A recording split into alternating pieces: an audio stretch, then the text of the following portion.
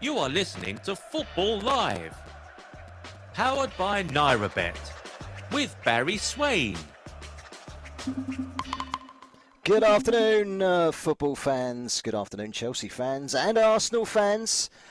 We've got some great action for you this afternoon. Please do lend us your ears for the next 4.5 hours, and we'll keep you up to date with all the big action in the Premier League. Two big matches this afternoon. We've got them both covered right here on Football Live. Later, Everton take on Arsenal at Goodison Park, and we'll focus on that later on in the show. For now, our primary focus is Chelsea. They've travelled to Bournemouth this afternoon for the earlier kick-off in the Premier League, a match that is underway, so let's bring you right up to date with the early exchanges in that match. At the Vitality Stadium, your reporter on this match for Football Live this afternoon, and making his debut on Football Live, it's a very good afternoon to Alex Guilford. Good afternoon, Alex. Very good afternoon to you, Barry. Thanks very much for having me. It's been a fairly interesting opening exchange here between these two sides. Raheem Sterling's gone into the book for a foul on Chelsea old boy Dominic Solanke. There'll be a few eyes on him this afternoon as he plays his old club, but he's celebrating what's already been a pretty successful week for him so far. Signed a new contract last week, and he celebrates the birth of his daughter as well. She was born on Tuesday, so many congratulations to Dominic. As for the opening exchanges, it's been a bit of a it's been dominated mostly by Chelsea in possession. They've generated a couple of shots. Enzo Fernandez had a decent go from about 20 yards on target, and Conor Gallagher tipped over. But we've played about 10 minutes here at the Vitality Stadium, and it still stands at Bournemouth 0, Chelsea 0.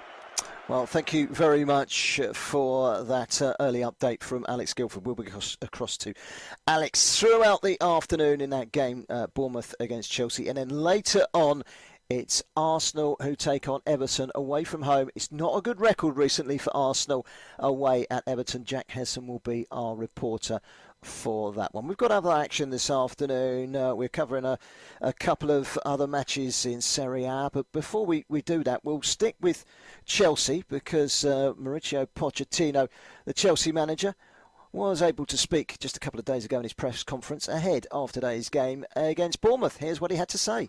In the competition, you want to win, and of course, after the last defeat, we are so disappointed. But I think the team deserved to win the game, and we deserve because of the structure and that we create better chances and we have more chances. And only details that we lose the game. That's why we are so angry, and we are very disappointed about this. Now, the most difficult thing is to arrive in the last third and to have calm and relax and be clinical. We know that we need to improve, we need to be stronger, we have the quality, and when all the players will, trust in the way that we play, and then for sure we will score goals and yes, provide the team the points that we need to be in a higher position.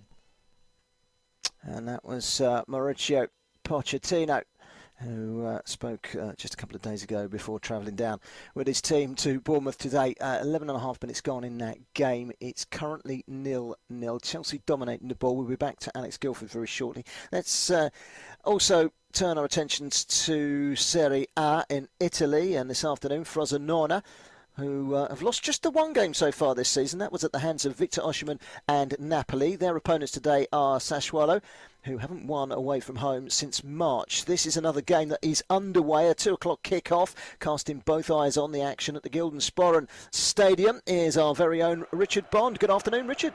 Good afternoon, Barry, and good afternoon, everybody, and welcome to the Benito Stirpe Stadium just outside of Rome, where we are about 30 minutes into the fixture between newly promoted Frosinone and Sassuolo.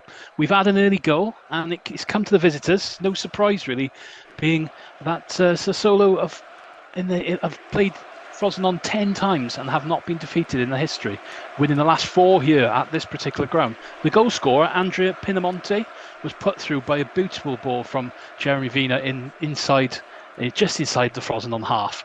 The ball was played through about 25 yards. He took a touch, just slotted past the keeper into the back of the net. A beautiful finish. Frosinone have tried to respond, and they've had their own chance themselves, coming close. Moroccan Chidira nearly latching onto a ball over the top of the back of the defensive line.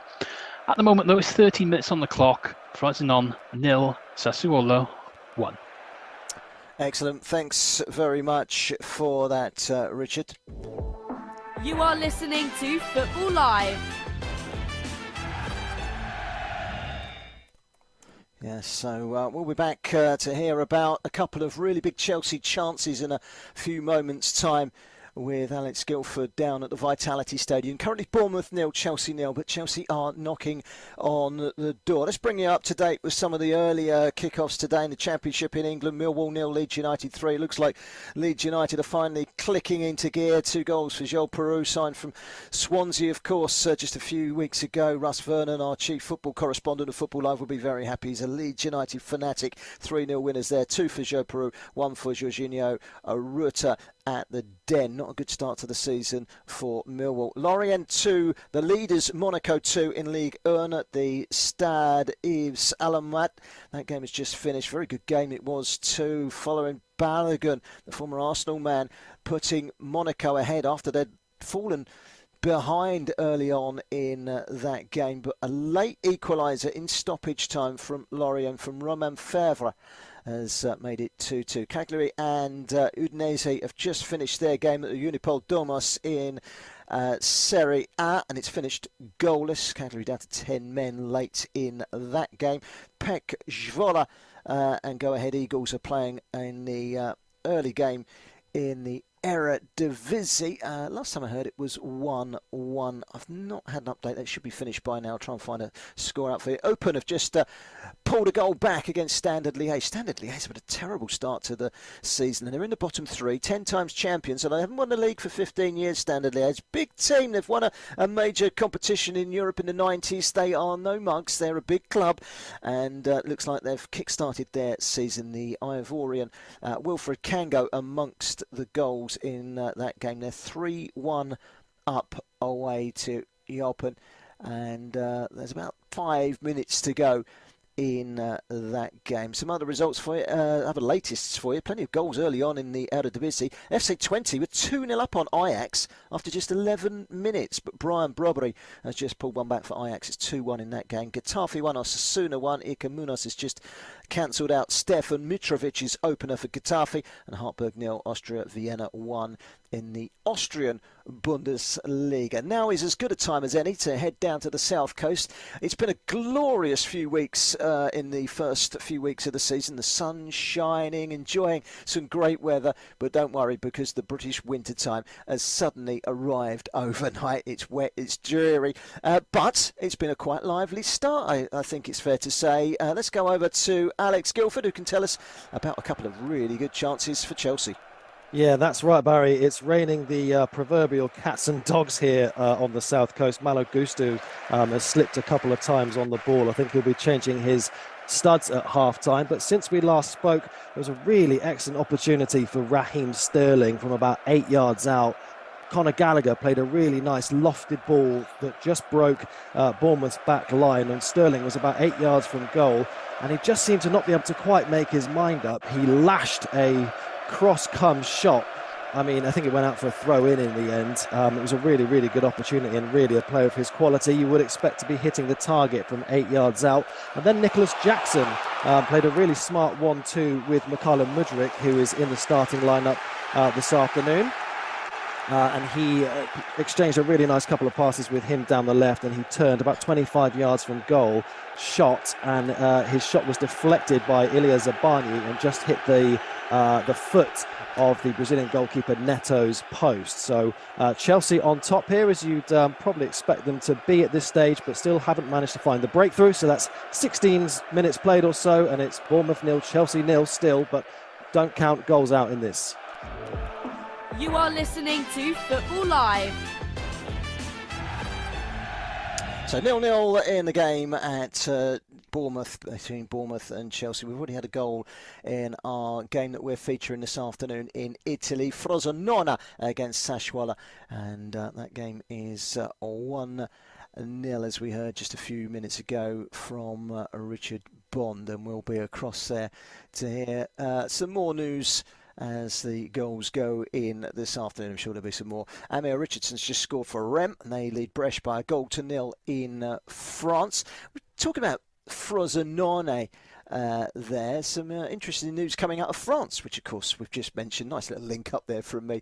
I can tell you yesterday that Lyon have appointed former Italy defender and former Frosinone head coach Fabio Grosso as their new head coach. The 45-year-old who steered Frosinone to promotion to Serie A just over a year ago replaces former France and Manchester United defender Laurent Blanc, who was sacked on Monday with the French club bottom of Ligue 1 and having failed to qualify for Europe in his first full year in charge. Grosso will be at the game this afternoon between Lyon and Le Havre, and he officially takes charge tomorrow. Grosso played for Lyon between 2007 and 2009. He's previously managed Bari, Hellas Verona and Brescia in Italy before a spell in Switzerland with Sion.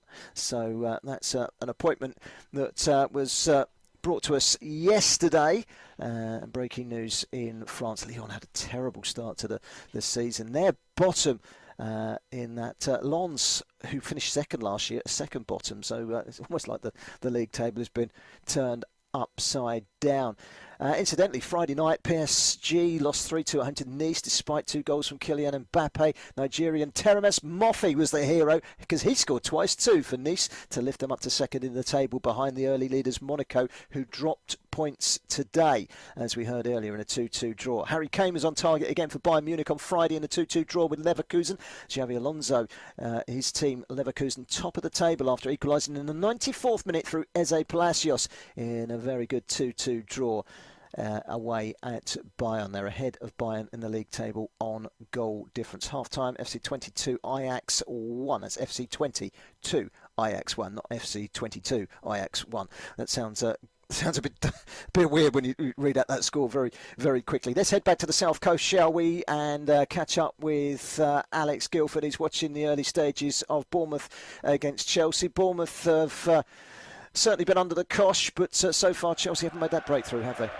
They haven't been able to know, but Bournemouth did come close a few moments ago, Barry. They were always going to have to hit Chelsea on the counter-attack, and they nearly did that to excellent effect. A great ball from the right found the winger Dango Ouattara in a little bit of space, about 7 yards from goal, but Robert Sanchez was really alive to the danger, and a diving, sprawling save by him just about kept Bournemouth out. At the other end, there hasn't been a huge amount of action. It's just worth noting that Philip Billing did follow up Ouattara's effort with a fairly tame effort, about 20 yards from goal, that went straight into the hands of Robert Sanchez. But since we last spoke, Bournemouth are just edging into this a little bit, but 19 minutes gone, it remains 0-0.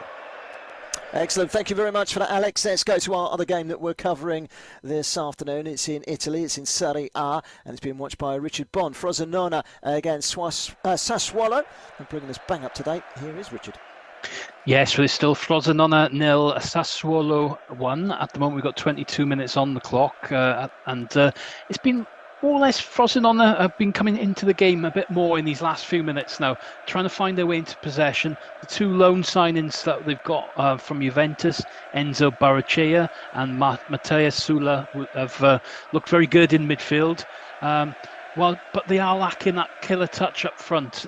Today they are missing the Moroccan playmaker Abdou Harouri, who has scored 2 out of the 3 in 2 of the last 3 games, and been a really good presence up there supporting Chedira. So they're just trying to search for that kind of opening at the moment, but they look the most likely to get the equaliser rather than Sassuolo holding on and getting the second goal. But it's Frosinone 0, Sassuolo 1 after 22 minutes. Excellent. Thank you very much for that update there, Richard. So we have had a goal in one of our featured games. So let's hear from Mauricio Pochettino again. We heard him earlier talking about the game away at Bournemouth today. Some bad news for him this week. His captain, Reece James, has picked up another injury, it seems. We are really disappointed because I think he was training really well last week in the international break, and he twisted his ankle, and now we are waiting for Monday to the assessment for the doctor. Hope that is not a big issue, but in the last week I'm not training with the team. It's a real shame because it's a sad situation because he was nearly fit to be involved again with the team. You are listening to Football Live and exclusive on Brila FM. The Premier League, the Bundesliga, Serie A, La Liga. 4 hours of football every Saturday and Sunday on Brila FM with Football Live. You are listening to Football Live on Brila FM 88.9 and 101.1 FM.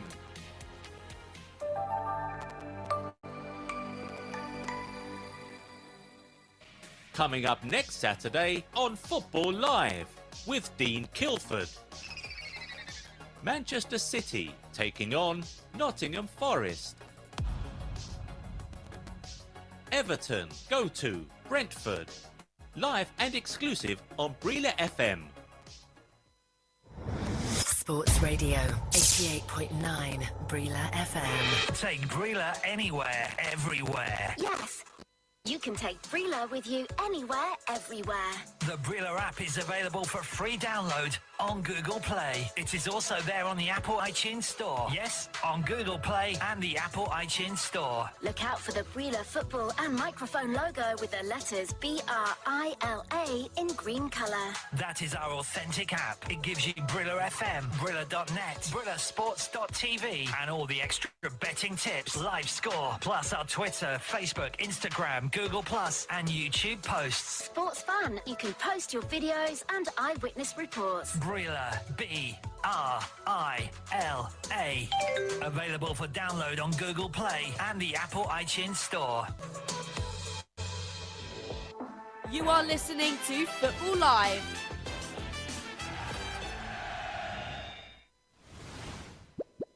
Place 10 bets, get one free. You can earn an unlimited number of free bets with NairaBet. No matter which game you're watching right now, feel the thrill with our live match special. For every 10 in-play bets placed, you will receive a 5,000 Naira free bet. Log in to www.nairabet.com. Click on the Live tab. Place 10 in-play bets on different games. Then the free bet is yours. Full details can be found on our promotions page. Must be over 18. Minimum stake of 5,000 Naira per live bet. Minimum odds of 1.2 per live bet. General and free bet terms and conditions apply. Please gamble responsibly.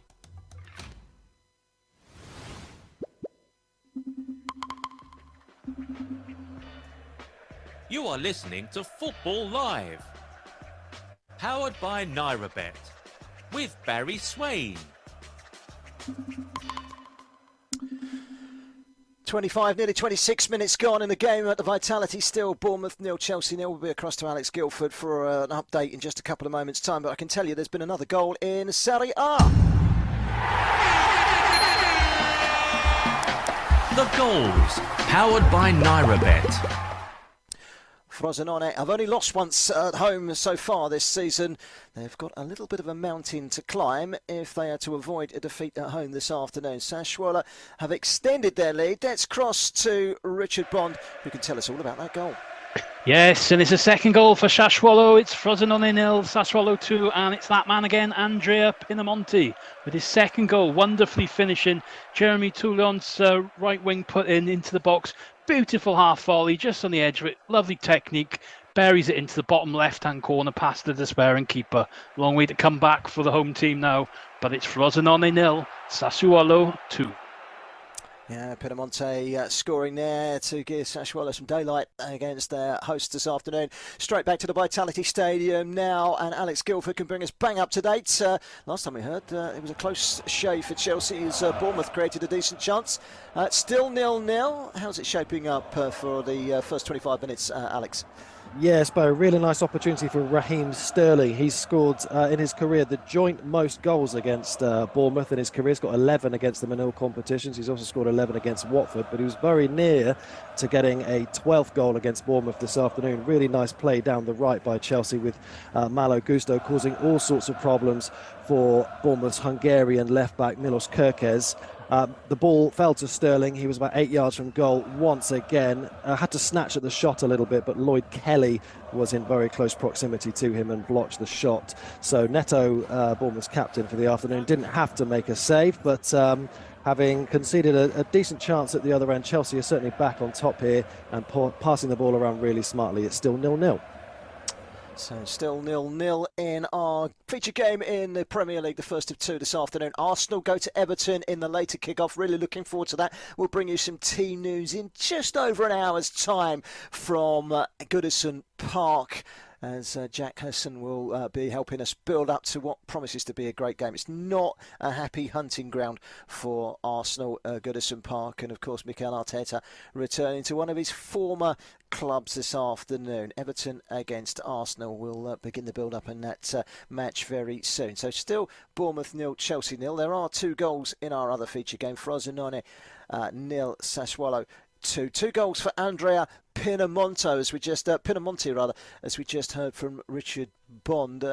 Ironically enough, he was on loan at Frosinone back in 2018-2019 season. Banged in 5 goals in 27 appearances whilst on loan from Inter Milan. Never really worked out for him at Inter Milan. 11 appearances, just the 1 goal. He's been a bit of a loan merchant. It was on loan last season at Sassuolo, and that move was made permanent in close season. He had 1 goal in his first 3 games this season.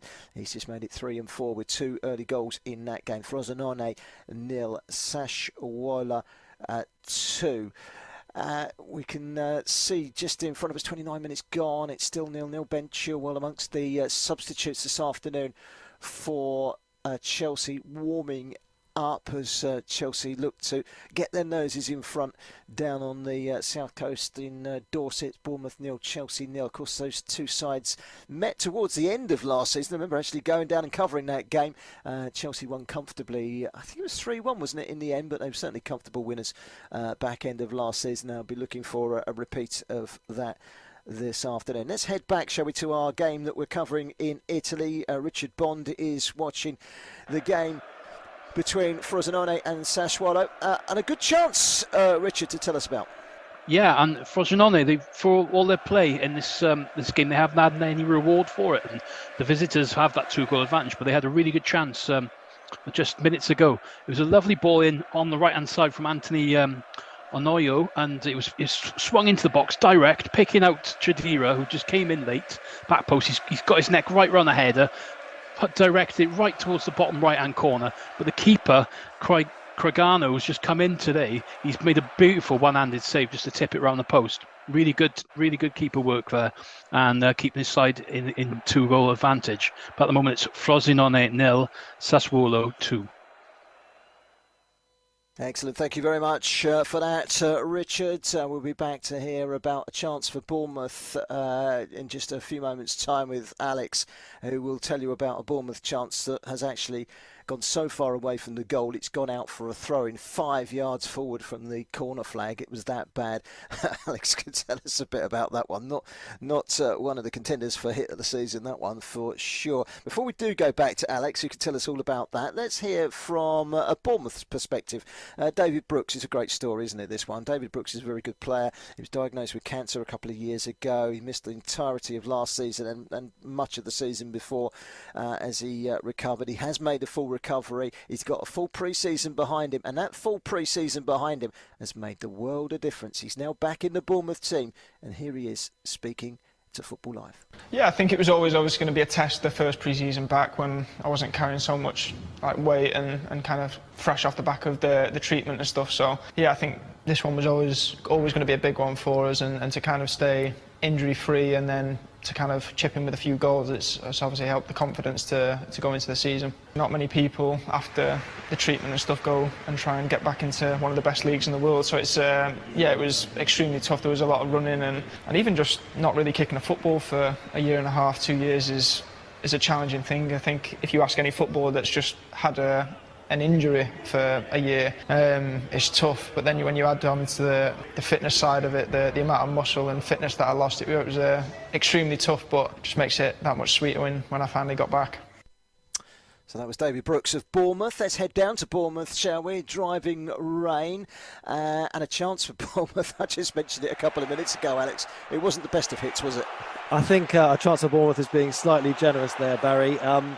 Raheem Sterling's hit a shot out for a throw-in, and as you mentioned, now Bournemouth are in on the act as well. Dango Ouattara, who had an excellent chance a few moments ago after a really well-crafted move by his side, produced something to the opposite of that effect a few moments ago. It was about 20 yards from goal, and he's sliced a right-footed shot horribly wide, and as you say, it's gone out for a throw-in about 5 yards from the byline. Just on David Brooks, who you mentioned a few moments ago, if he does get on the pitch this afternoon. It will be his 50th appearance in the Premier League for Bournemouth, so it'll be a nice milestone for him to get as well, and what an incredible story to fully recover. And he scored in the midweek fixture between Wales and Latvia as well, scored for his country as well, so it'll be a nice milestone to round off a great week for the young Welshman.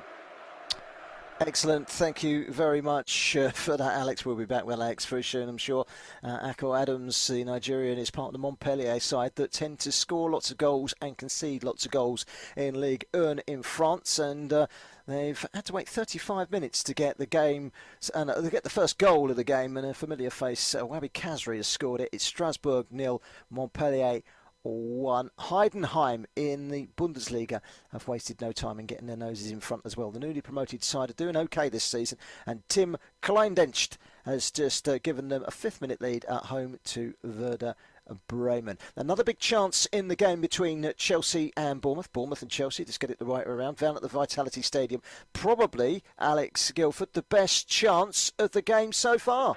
You'd have to say so. It's fallen to Conor Gallagher, as you say. Really nice work down the left by makeshift left-back Levi Colwill in for Ben Chilwell this afternoon. It looked like he was just trying to possibly play the ball to Nicholas Jackson. The ball missed Jackson, and Conor Gallagher took a really nice first touch, sat a couple of Bournemouth defenders down, and then just shaped to shoot into the far corner, just to the left of goal, rather than sort of straight down. If he'd shot in a straight line, it would have gone to the goalkeeper's right.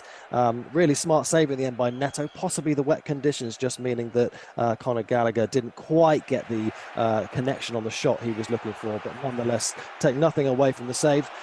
We've played 35 minutes here now, Barry, and it's still 0-0, but as I mentioned earlier, goals definitely in the offing. I'll keep you updated. Excellent. Thank you very much for that, Alex. I can tell you the latest odds with NairaBet. 4.75 for the Bournemouth victory, 3.30 for the draw, and 1.91 subject to change, of course, with NairaBet on a Chelsea victory down in the rain at the Vitality Stadium on the Jurassic Coast, as it's called. Bournemouth 0, Chelsea 0, with half-time 10 minutes or so away in Chelsea, as I look at the monitor now, just trying to mount another attack. Heidenheim 1.6, having taken the lead early on against Werder Bremen, who are 5.00 to gather the away win, having fallen behind in that game.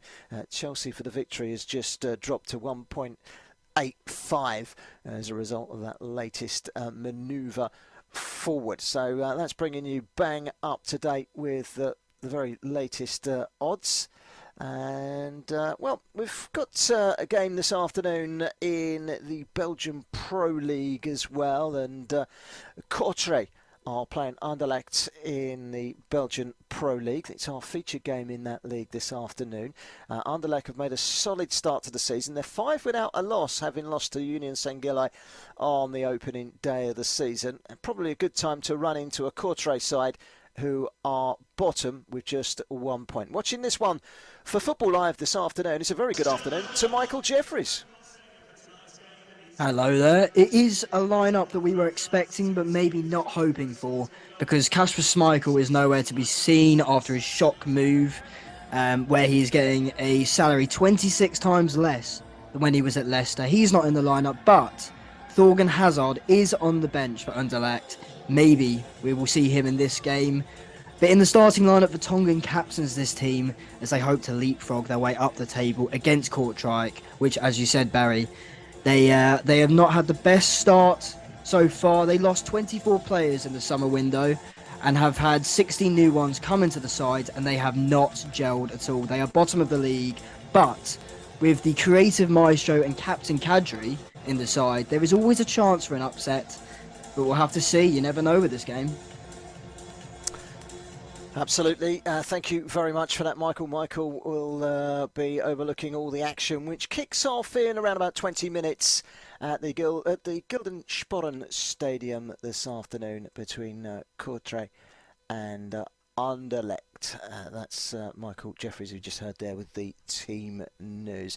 Let's hear from David Moyes, shall we? Manchester City came from behind at half-time. West Ham were leading yesterday at the London Stadium against the champions, but the champions turned it on in the second half.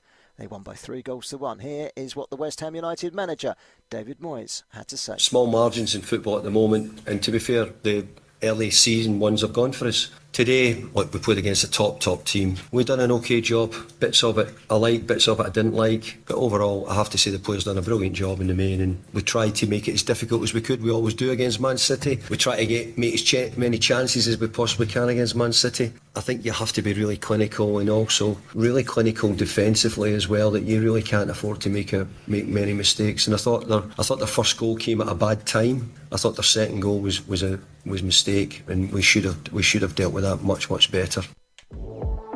You are listening to Football Live. Let's head back down to Italy, shall we, and get bang up to date with the game between Frosinone and Sassuolo, and a chance for Sassuolo. Richard Bond. Yes, it's still Frosinone 0, Sassuolo 2, but it was a really good chance again to make it 3. Although Frosinone have had most of the play, Andrea Pinamonti, when he's on the ball, just looks delightful. He looks like a proper, what they call a Rolls Royce, in dipping back into the midfield, just controlling the play, playing a nice little neat couple of touches with his teammates. It was Berardi this time who had the chance. Pinamonti picked him out on the right-hand side. He dropped his shoulder, beat across the defender, smashed a shot across the inside of the near post towards the keeper, who's just got down really well just to force a smart save to tip it round the post. So ominous sign still for Frosinone, but they do have a lot of the play at most of the time, but they're just so good on the break, Sassuolo. But we're coming up to half-time, Frosinone 0, Sassuolo 2. Thank you very much for that, Richard. They have gone 6 matches without a win away from home in Serie A. Sassuolo, and I just wonder if Frosinone can get a goal back. That might just change the whole complexion of that game. As it stands at the moment, it's 17.00 for Frosinone to turn it around and take all 3 points. 1.17 for Sassuolo to hold out. 8.5 for the draw. 2-0 half-time fast approaching in that game. Half-time is 5 minutes away in our feature game in the Premier League. There's no goals so far. Chelsea have been the better side, but it's been a far from easy afternoon so far for Mauricio Pochettino's side, I think it's fair to say, Alex. Yeah, that is absolutely fair to say, Barry. Chelsea have enjoyed the lion's share of possession here, but the sting's just been taken out of their attack a little bit over the last few minutes. Bournemouth seem to have just worked Chelsea out, so a little bit of head scratching to do for Mauricio Pochettino, and possibly a change or two at half-time. It says a lot that Chelsea have had 66% of possession, but managed 5 shots, and so have Bournemouth. So they've had half the possession that Chelsea have, and they've still managed the same number of shots. Both sides have had 2 shots on target as well. So Chelsea dominating the ball, but unable to make that dominance count in other areas of the pitch, as you say. 5 minutes until half-time. Bournemouth 0, Chelsea 0. We heard that Eupen in Belgium, they were 3-1 down, I think, last time we mentioned the scoreline in that game. Eupen did get a second goal back. It was ruled out by VAR. It has finished Eupen 1, Standard Liège 3. Sending off in that game in the 113th minute, Steven Alzate on loan from Brighton and Hove Albion, shown a second yellow card for Standard Liège. He was ordered off. It didn't matter. They were already home and hosed, winning that game by 3 goals in the end, 3-1. Standard Liège out of the relegation zone as a consequence. So that brings you bang up to date. There's around about 3.5 minutes of first half action, plus the inevitable large dosage of stoppage time. Talking of stoppage time, wasn't there some drama in the stoppage time at both Villa Park and the Tottenham Hotspur Stadium yesterday? I was at Villa Park yesterday, and Crystal Palace were home and hosed, it seemed. 3 minutes to go. They were 1-0 up, and then suddenly, bang, bang, bang, Villa scored 3 times and won by 3-1, and that was a really good win for Villa. It's 10 wins on the trot now for them. By the way, our best wishes here at Football Live and Brila FM to Roy Hodgson, who was taken ill on the morning of the game yesterday, and I understand he's making a good recovery, so our best wishes to the Crystal Palace manager. We hope to see him on the touchline very soon. Strasbourg 0, Montpellier 2 now in Ligue 1 in France. Arnaud Nordin, just before half-time, has really put Montpellier in control of that match. Let's head back down to the south coast, shall we? And Chelsea trying to finish the first half on a high note. Alex is watching this game. Alex Guilford is our reporter down at the Vitality. Any signs of that first goal coming our way? Not since we last spoke, Barry, but just some signs now of Chelsea's frustration, perhaps just starting to become a little bit more visible in some of the players' conduct out on the pitch. They haven't been left particularly frustrated over the last 10 minutes or so by Bournemouth. They've had really good shape without the ball, have the Cherries, and frustrated their opponents. And Mykhailo Mudryk received a yellow card for lashing out a few moments ago. He took a slightly heavy touch past his fullback, and probably should have just left it if he was being sensible, but he's picked up a yellow card for sort of lashing out at the loose ball. You probably wouldn't see a more clear and obvious yellow card in the Premier League all season. Chelsea, again, fairly productive with the ball and playing well through midfield at this stage of the game, but just haven't been able to find any cutting edge in the final third yet. So as we've got a couple more minutes before half-time, but it still stands at Bournemouth 0, Chelsea 0.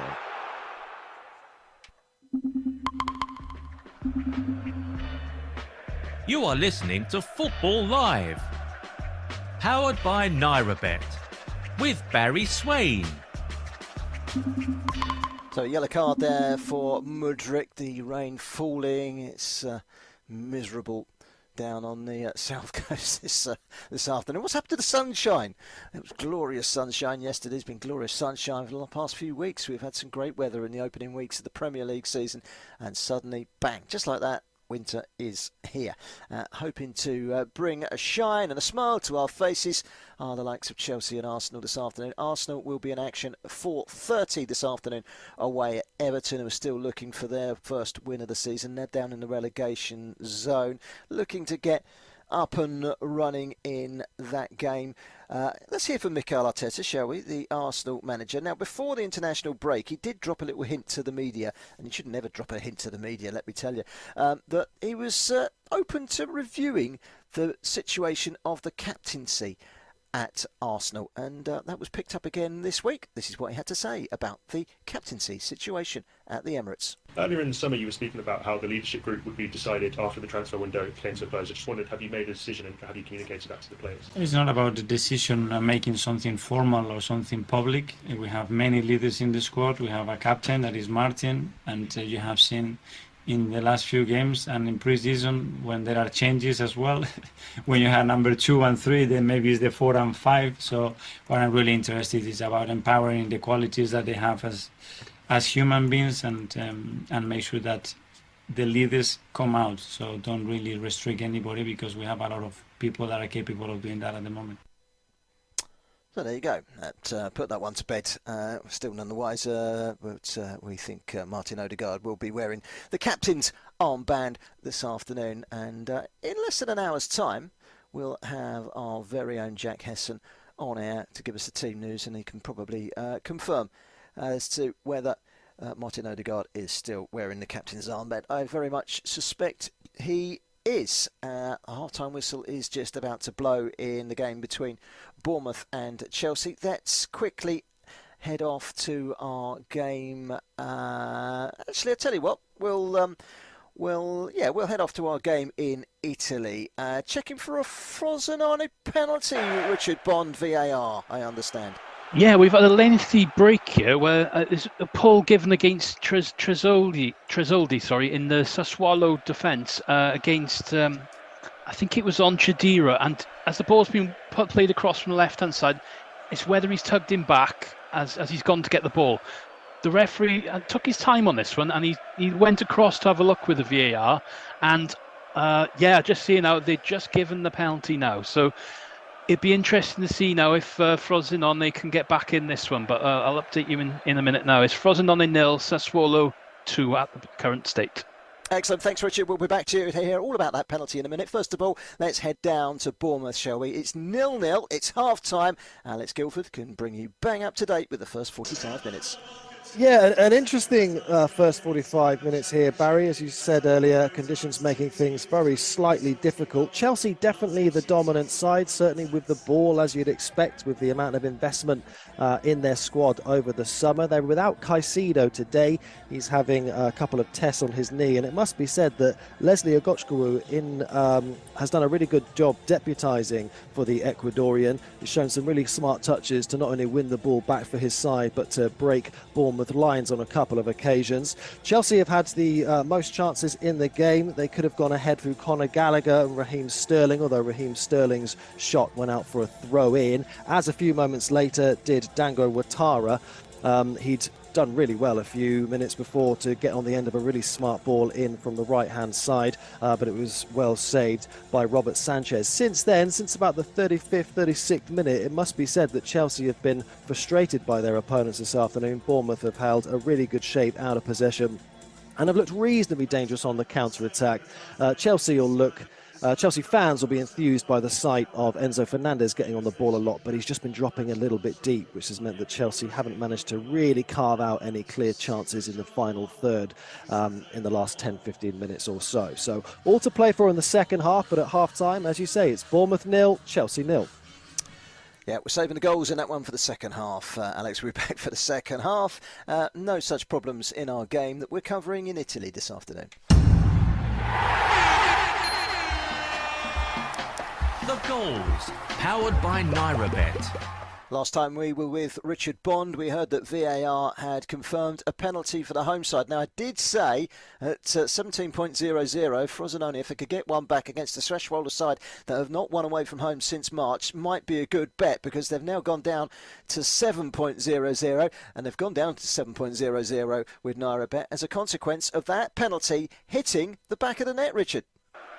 Yes, game on here. It's Frosinone 1, Sassuolo 2 at the moment now, and Frosinone got that penalty, and it was Chidiro stood up and took it, sending the home keeper, sending away keeper Alessio Cragno the wrong way, bearing it into the bottom right-hand corner of the net, and celebrating for his first goal for his club. He's on loan from Napoli. It's certainly going to be an interesting half here. We're just coming up to the break here after we had a good bit of stop, which is quite warm out there today. So it's Frosinone 1, Sassuolo 2. Thank you very much for that, Rich. He's been keeping us up to date with plenty of goals in the first half from Serie A this afternoon. I can tell you elsewhere, Montpellier 2-0 up at Strasbourg is a half-time. Also in France, Rennes 1, Brest 0 is also a half-time score. Bournemouth 0, Chelsea 0, and of course you've just heard there Frosinone have scored from the penalty spot 4 minutes into stoppage time, and they are now 2-1 down in that game against Sassuolo. Getafe 3-2 up in Spain against Osasuna. What a good game that is. And Fabrizio Angeleri has just been sent off for Getafe, but can they hold on with just 10 men in stoppage time? That red card coming in the 92nd minute. Pep Guardiola, in the meantime, was a happy bunny this week because Kyle Walker signed a new deal with Manchester City. It was well publicised. I don't know if you've seen the advert that the Manchester City players filmed. Very, very funny. But here is Pep Guardiola on Kyle Walker, committing himself to a few more years at the Etihad. His mind is there, he's here. On the pitch and loving football will not be a problem because have a genetic, like kind of a few players I've seen like him. In all the conditions, and genetic ones is unique. And as much he's stable in his life, will not be a problem. He's already one of the captains, yeah, for sure. The votes will be taken the next days and the players will decide which one represent as a first captain and the other ones. Interesting that. So Kyle Walker signing for Manchester City, long-term deal for him. We heard there from Pep Guardiola. I'm absolutely delighted. For me, my family, for everyone that's put in the hard work to get me here and to represent this fantastic club for, definitely another 2 more seasons, hopefully many more. It's a real honour. It's the team.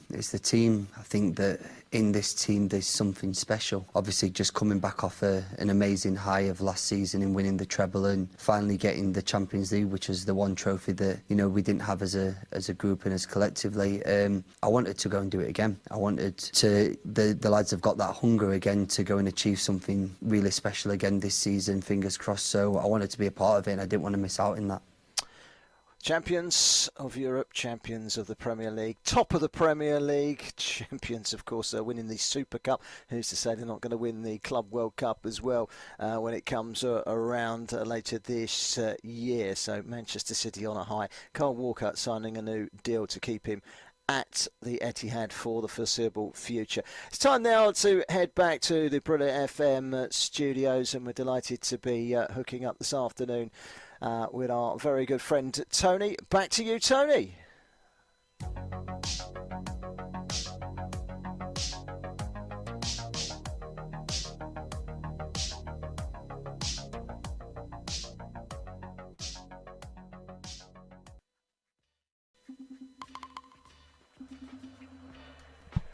You are listening to Football Live, powered by NairaBet, with Barry Swain.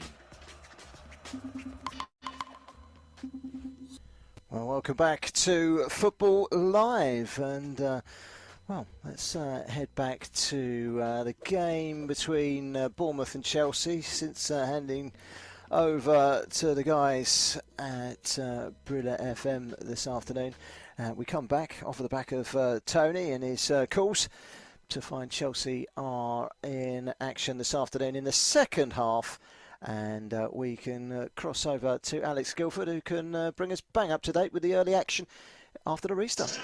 Yeah, hi Barry. No changes for either side at half-time. Perhaps a little bit surprising that, given Chelsea's frustrations towards the end of the first half in particular. Some of the body language was quite interesting from the Chelsea players as well. There definitely seemed to be some frustration kicking in there. Raheem Sterling and Cole Palmer were sort of exchanging a couple of interested and slightly frustrated looking words as they came back out for the second half. Did catch a quick word from Andoni Iraola at half-time.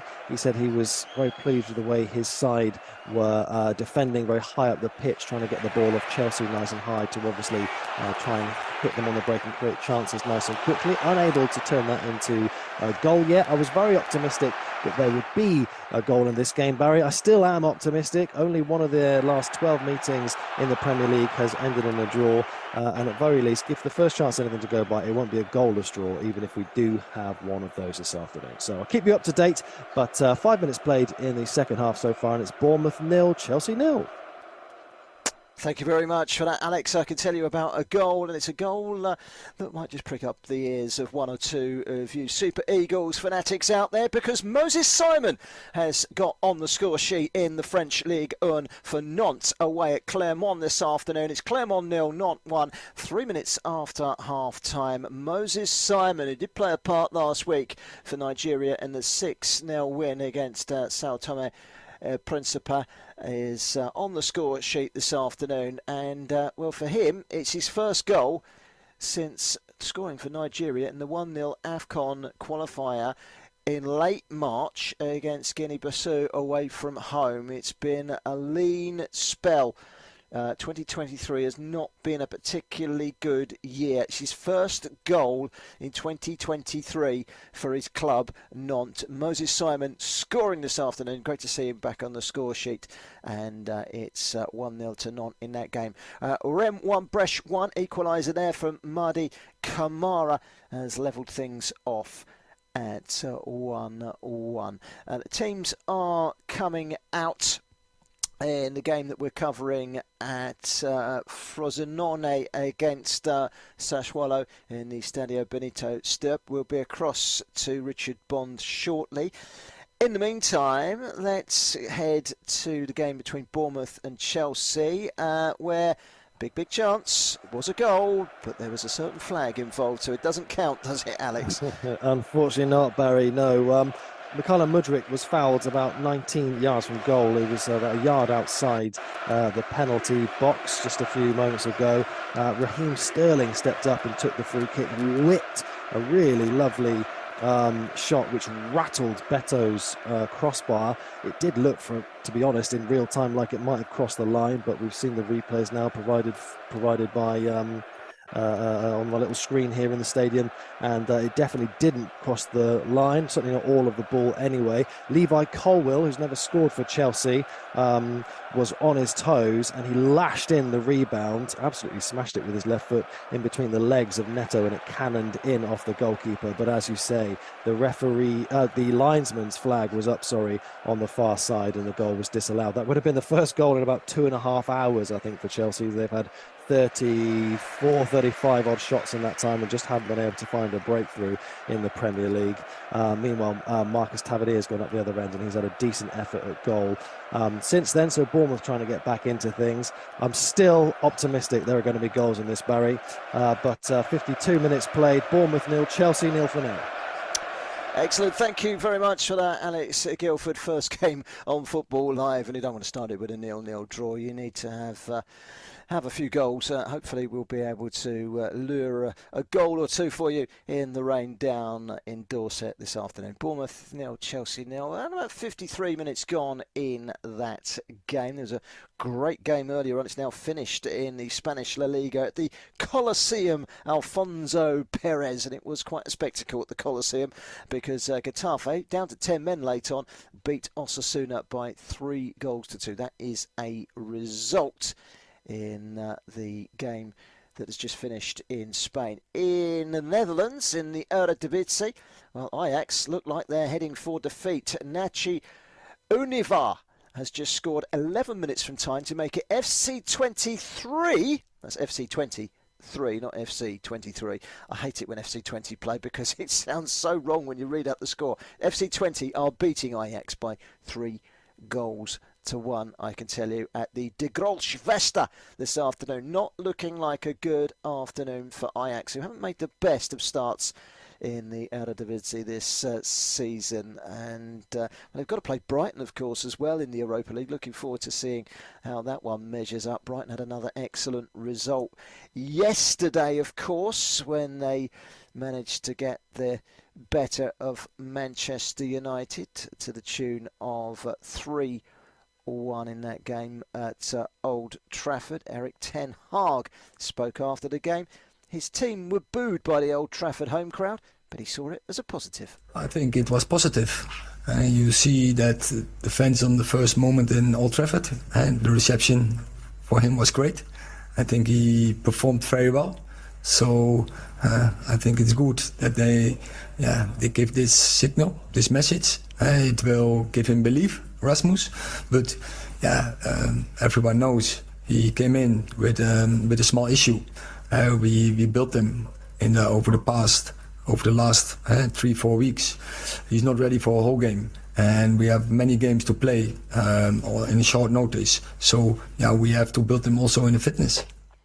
That's the first manager I've ever heard that has said booing from his own crowd to his own team is a positive. But well, let's wait and see where Manchester United go from here. But a defeat 3-1 at home to Brighton, and you kind of felt it was coming as well. In the Bundesliga, Heidenheim have extended their lead against Werder Bremen. They scored in the first 5 minutes. They've scored in the last 5 minutes as well in that first half. Heidenheim leading Werder Bremen by 2-0. Eren Sami Dinkci has scored just before half-time. Rem 1, Brest 2. Pierre Lesmelou has scored the goal in that game. Now, I'm delighted this afternoon to be joined by Ayo Alabi. He is our betting expert from NairaBet. Good afternoon to you, Ayo. Good afternoon. How are you today? I am sorry. I was just playing a little bit of Eric Ten Hag there. I'm sure you don't want to reflect too much on that as a Manchester United fan, losing home to Brighton yesterday. So let's very swiftly move on to the subject in hand, which is a massive game this afternoon. Everton against Arsenal. Tell us what your thoughts are on this one. It's a very tricky one. On a normal day, you think Arsenal will be bankers to win this game. But Arsenal haven't got a good record at Goodison Park. They've taken just 1 point from the last 15 points available. So 5 trips available to Goodison Park. They've only taken 1 point. That means 1 draw. But this is not reflected in the odds, though. Arsenal are still overwhelming favourites at 1.53 to win the game. Everton are 6 points. Everton are 6.00, and a draw is 4.50. It's a really tricky one. I think Arsenal should win, as I said, but Everton always tend to do well against Arsenal. 6.00 may be too big a price for anybody who is backing Everton today. So it might be too irresistible on the basis that Everton have this good run against them. Everton to win at 6.00 will be some people's bets. We're looking at the goals market. Over 4.5 goals is 1.22. And the reason why that is low is because these games, under 4.5 goals, not over. These games, when Everton win, it seems to be 1-0 only. So people expect it to be definitely under 4.50. 1.22 is a shocker of a price. And I personally will go for over 4.5 goals, which means Arsenal to win the game. And Arsenal could win like 4-1 or 5-1, because if Arsenal run riots, they will win. 4.33 over 4.5 goals is a very, very, very good price for over 4.5 goals there. Also, correct score, I said earlier just now, Arsenal to win 4-1 or maybe even 5-1. Arsenal to win 4-1 is 19.00. That's another cracking price because Arsenal could win 4-1. Everton, shocking. The only thing they have going for them in this game is the fact that they've got a good record in the last 5 meetings against Arsenal.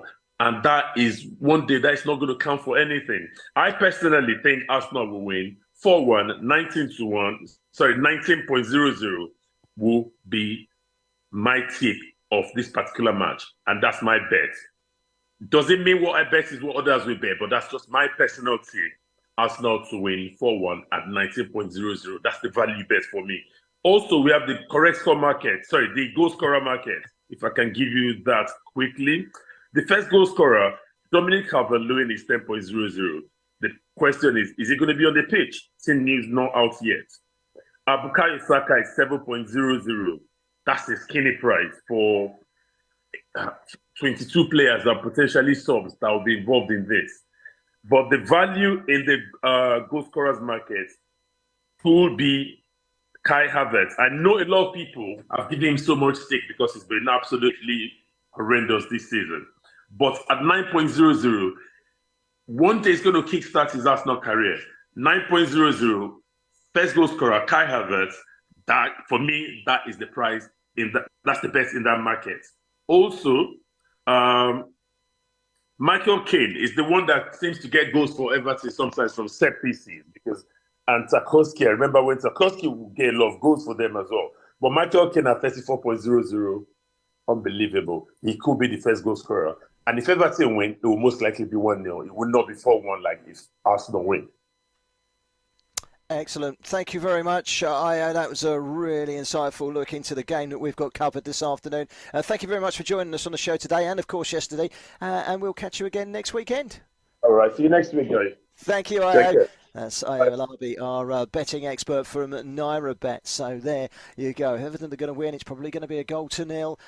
Maybe Michael Keane might be a good bet for that goal. And if Arsenal do win, it could be a quite healthy victory. We wait and see. Arsenal have not been in great form in recent years at Goodison Park, and it could be an interesting game. We've have it all covered right here, of course, on Football Live a little bit later. We should have some team news with you in the next half an hour before we hand back to Tony and his team in Lagos in about half an hour.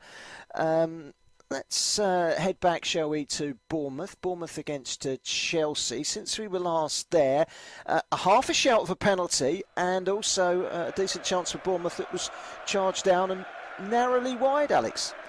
Yeah, only narrowly, Barry. Ryan Christie was heavily involved. He looks to have fouled Malo Gusto about 25 yards from goal, but the referee didn't give the foul. Bournemouth then worked the ball quite nicely into the penalty area from the left-hand side. Thiago Silva then didn't clear his lines. Christie was back to his feet and charged Thiago Silva's clearance down, and the ball only just bobbled narrowly wide. There was half a shout, as you say, for a penalty. I think it was Dominic Solanke went down after an off-the-ball collision, but there wasn't much of a VAR check on that. Certainly there wasn't a stoppage in play here at the Vitality Stadium, so nothing much to report. Just before that, actually, Nicholas Jackson had missed a pretty good chance. He's missed a lot of big chances in the Premier League, more than any other player. 6 of 7 before today, and I think we can call it 7 of 8. He was clean through one-on-one with the keeper and just lashed a left-footed shot wide of the goal, well wide in the end, and he'll be disappointed with that. But half an hour or so left to play here. It's still Bournemouth 0, Chelsea 0, but chances still are in the offing at both ends. So I'm still optimistic, Barry. I keep saying it, but I'm sure there'll be a goal here at some stage. So stay with me. Hold out there, won't you, Alex? Sun is actually shining now at the Vitality. Justin Kluivert is on. Mikhail Modric has just gone off, and Cole Palmer has come on for Chelsea. Chelsea currently in possession. 63.5 minutes gone at the Vitality Stadium, and the rain has turned to sunshine. But will we turn no goals into goals? We will wait and see. We'll be back with Alex very shortly. Let's hook up now with Richard Brond. He's our man at the Stadio Benito Stirp this afternoon. Frosinone against Sassuolo in Serie A. Half-time it was 2-1 to the visitors. Richard, how's the second half shaping up? Well, it's like a game of chess we've got here so far now with both sides. It's quite evenly matched. One is going up one end, trying to have a good bit of spell of possession. Then it's going back to the other one. The next goal, you feel, will be decisive in this game. So we're still at Frosinone 1, Sassuolo 2. We've had a couple of substitutions for both sides. Okoli and Caso have both come on for the home side at half time. The ineffective Baez he went off. He came into the team today to replace Harori, who was obviously that big loss I was talking about earlier on, Frosinone. But the away side then, they've also brought on a couple of players. Now we've seen Thortveld and Kaid come on for them. The latter really had a shot so long ago now, about 2 minutes ago really, just whisking past the near post after being put through by the impressive Pinamonti, who's been brilliant today. But the last couple of minutes now, Frosinone have just started to push forward in search of that equaliser. Riccardo Marachiesa, the full-back, whizzing a shot with his left foot just over the top of the bar. We're still just a goal in it though. About an hour on the clock. Frosinone 1, Sassuolo 2. Thank you very much for that, Richard. Latest odds, actually, with Noribet on our two featured games that we're currently keeping a very close eye on. Frosinone, currently 10.00. That's not a bad bet because Sassuolo, although they're leading by 2-1 away from home, haven't won since March away. They're 1.4 for the victory, 4.33 for the draw.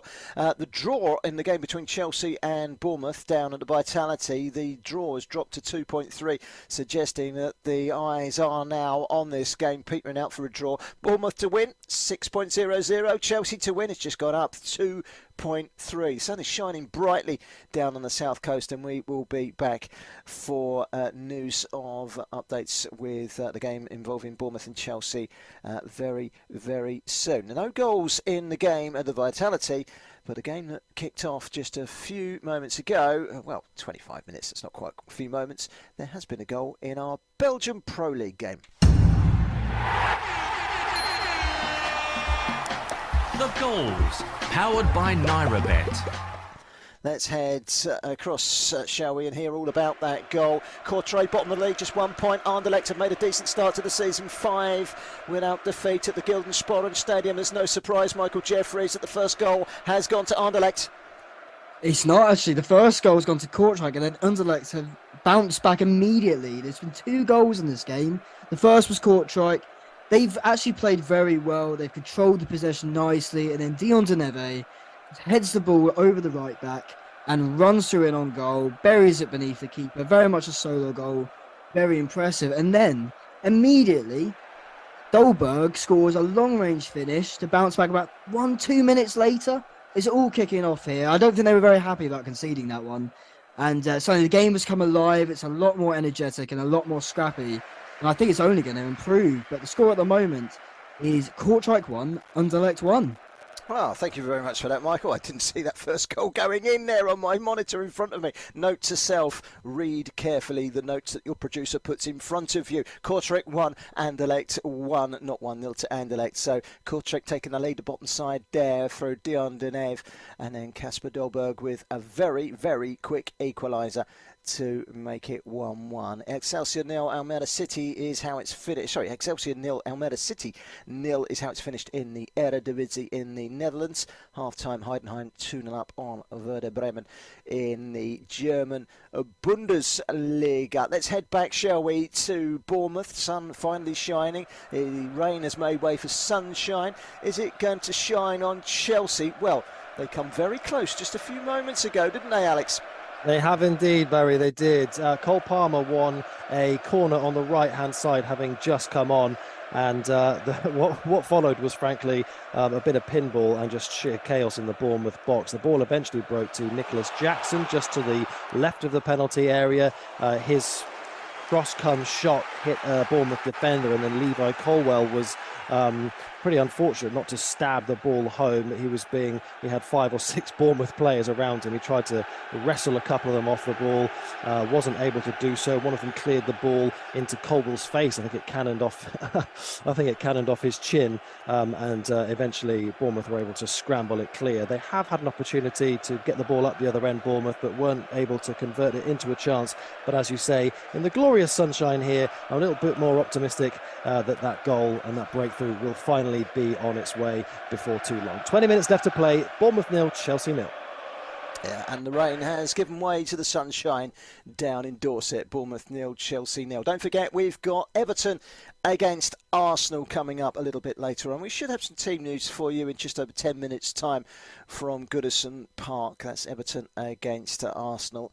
Jack Hessen is our reporter in that match. We'll also have some news from our featured match in the Bundesliga. Darmstadt against Borussia Mönchengladbach. Ash Sandiford is going to be watching that one for us. Gladbach 1 point from 3. Darmstadt lost all 3 so far. They're bottom. This is a game between two sides desperate for their first win of the season. We'll also be sticking with Serie A, a double portion for you this afternoon. Fiorentina against Ademola Lookman's Atalanta from the Artemio Franchi Stadium later on this afternoon. Should be very interesting as well. And let's hear from Callum Wilson, talking to strikers that need goals. But he scored one from the penalty spot yesterday. It was enough to give Newcastle a much-needed 1-0 victory against Brentford. They all count. It was all about the result, the performance yesterday for Newcastle United. Here is Callum Wilson. Yeah, it was massive. I think the break probably come at a good time for us. We was on a run of a few defeats and we needed to get back to winning ways, and a little bit of a break got us to regroup and work on a few things that needed improving. And today we had to win ugly, home performance, and 3 points is the main thing. I don't think in the dressing room, I think we have full belief in ourselves and each other. I think obviously the fans, understandable. Last time we was here, we was 1-0 up in the 90th minute and we conceded 2 late goals. So you can understand that little bit of anxiousness, but I think when we went 1-0 up today, we had to be professional, keep our heads and try and see the game out, which we did, thankfully. You are listening to Football Live. Live and exclusive on Brila FM. The Premier League, the Bundesliga, Serie A, La Liga. 4 hours of football every Saturday and Sunday on Brila FM with Football Live. You are listening to Football Live on Brila FM 88.9 and 101.1 FM. Sports Radio 88.9 Brila FM. Some of the best start from the streets of Africa. This is not just a game.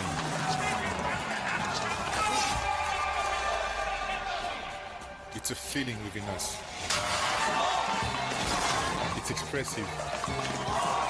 It's a passion. Play for the fun. Play for the thrill. Play responsibly. Proudly African. Bet with the best. NairaBet. Here is what's coming up on Football Live. Next weekend is an international break. Football Live will be back in 2 weeks' time, live and exclusive on Brila FM. With Everton against Arsenal. Premier League action with Josh Bailey.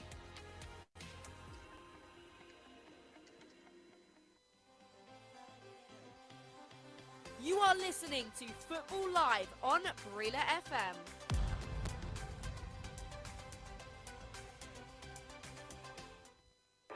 Take Brila anywhere, everywhere. Yes, you can take Brila with you anywhere, everywhere.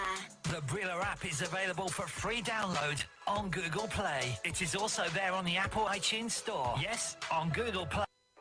Take Brila anywhere, everywhere. Yes, you can take Brila with you anywhere, everywhere. The Brila app is available for free download on Google Play. It is also there on the Apple iTunes Store. Yes, on Google Play and the Apple iTunes Store. Look out for the Brila football and microphone logo with the letters BRILA in green colour. That is our authentic app. It gives you Brila FM, Brila.net, Sports.tv, and all the extra betting tips, live score, plus our Twitter, Facebook, Instagram, Google Plus, and YouTube posts. Sports fun. You can post your videos and eyewitness reports. Brila, B-R-I-L-A.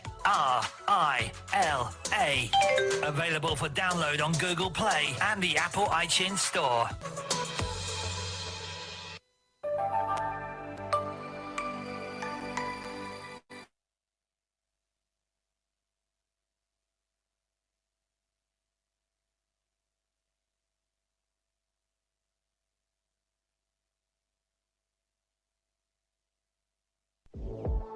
You are listening to Football Live.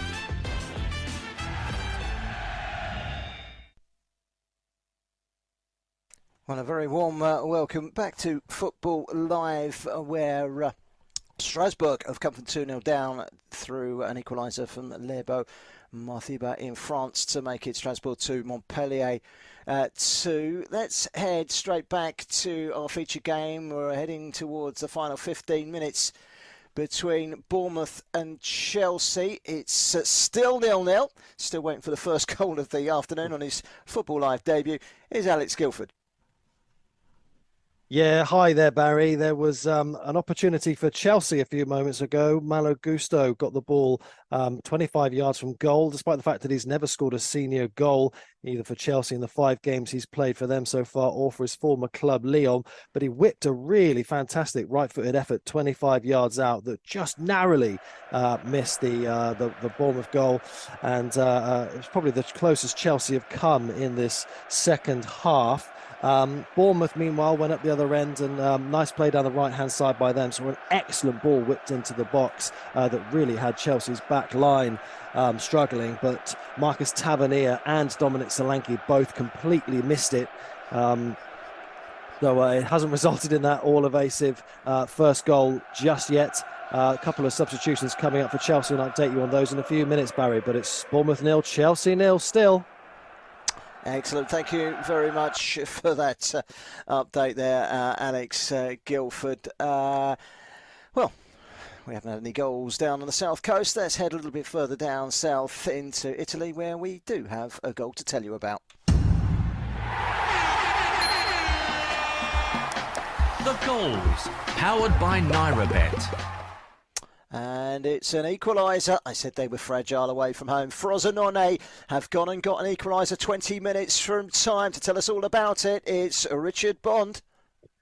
Well, it's all game on here. It's Frosinone 2, Sassuolo 2, and what a goal it is as well. Corner coming in from the right-hand side, found the left-back. Coming in, Luca Mazzarelli, and he's just smashed it full on the volley, and it sailed into the bottom left-hand corner. What a strike! Right back on into the game now, and it to ecstatic ovation on the bench. We're having another drinks break because it is very, very warm here, but last 20 minutes are going to be interesting here. Frosinone 2, Sassuolo 2. That's excellent. Thank you very much for that, Richard. 2-2 in that game, so we're all square. Bournemouth have got a free kick right on the very, very edge of the penalty area. So we'll be straight across to Alex in just a few moments' time to see how that one unfolds. As I said earlier, not a good afternoon for Ajax. 3-1 they lost this afternoon at FC 20. That is a result. Ajax currently just 5 points from their opening 3 matches. They do have games in hand, but they're down in 11th in the table. Not the start that they were hoping for. 20 have made a really good start, and that victory takes them up to 4th in the table as they chase down a place in Europe next season. Fenerbahce behind at home to Antalyaspor in Turkey by a 0-0 as well. I can tell you a first half goal in that game. We will be back to hear how this free kick unfolds for Bournemouth, very close to the edge of the penalty area in just a few moments' time. As Chelsea, well, they don't want to be losing this game. They want to be winning it if possible, but a draw is better than a defeat, and We'll hear about that free kick in just a few moments' time. Let me quickly just look ahead to the next Football Live show. It's next Saturday.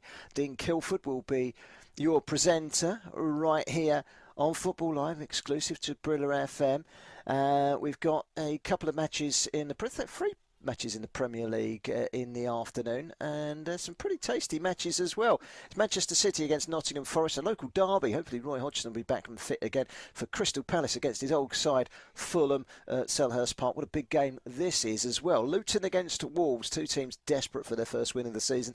And then the late game is Brentford against Everton, as well as the Bundesliga action. We've got Werder Bremen against Cologne and Bayern Munich against Bochum. So plenty of good action coming up with Dean Kilford next Saturday afternoon. The show will be starting at, I believe it's 10 to 3 in the afternoon right here, Football Live on Brila FM.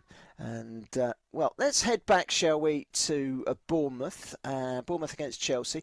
And Alex Guildford, it's Bournemouth that are knocking on the door at the moment. Yeah, it is, Barry. Axel Disasi brought down Justin Kluivert on the edge of the penalty area a few moments ago. Kluivert on just after the hour mark for Dangro Ouattara, who's brought down very clumsily by Axel Disasi, it must be said, who went into the book for his trouble. It's just one of those, perhaps it was just slightly too close to goal for Bournemouth to be able to fashion sort of a really clear-cut opportunity from the free kick. Nonetheless, Philip Billing stepped up, lashed a left-footed shot just wide of Robert Sanchez's left-hand post as you look at the goal just to the right of it. But it did take a deflection on the way through off a Chelsea defender. It took him a couple of minutes to get the free kick played because there was so much pushing and shoving in the penalty area. So high were the stakes deemed by either side at that stage of the game. Didn't turn into an opportunity, but at the moment it looks like Bournemouth have the wind in their sails a little bit here, and I'll come back to you in a few moments' time if I've got an update, but I might have one or two judging by the pace of play at the moment. So come back to me in a second, Barry. For now, 10 minutes to go. Bournemouth 0, Chelsea 0.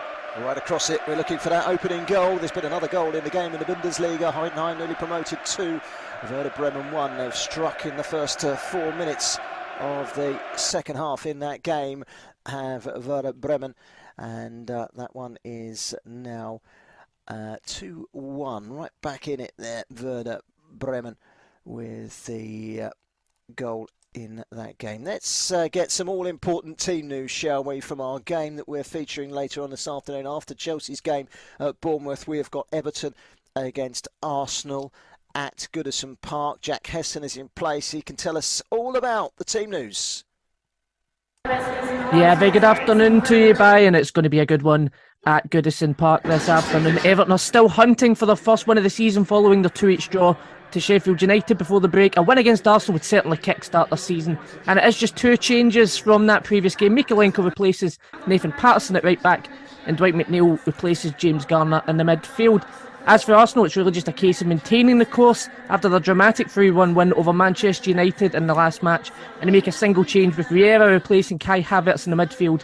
And the full lineup then for Arsenal: Ramsdale, Rai even starts in goals. That's the other change, apologies for that. Ben White, Saliba, Gabriel and Zinchenko make up the back line. Vieira, Rice and Odegaard in the midfield, and Martinelli, Saka and Nketiah leading the line. Besides Manchester City and the 8 straight losses that Arteta has faced against them, Everton are the second worst side that he has came up against, winning 4 and losing 3 games. He also lost here last season.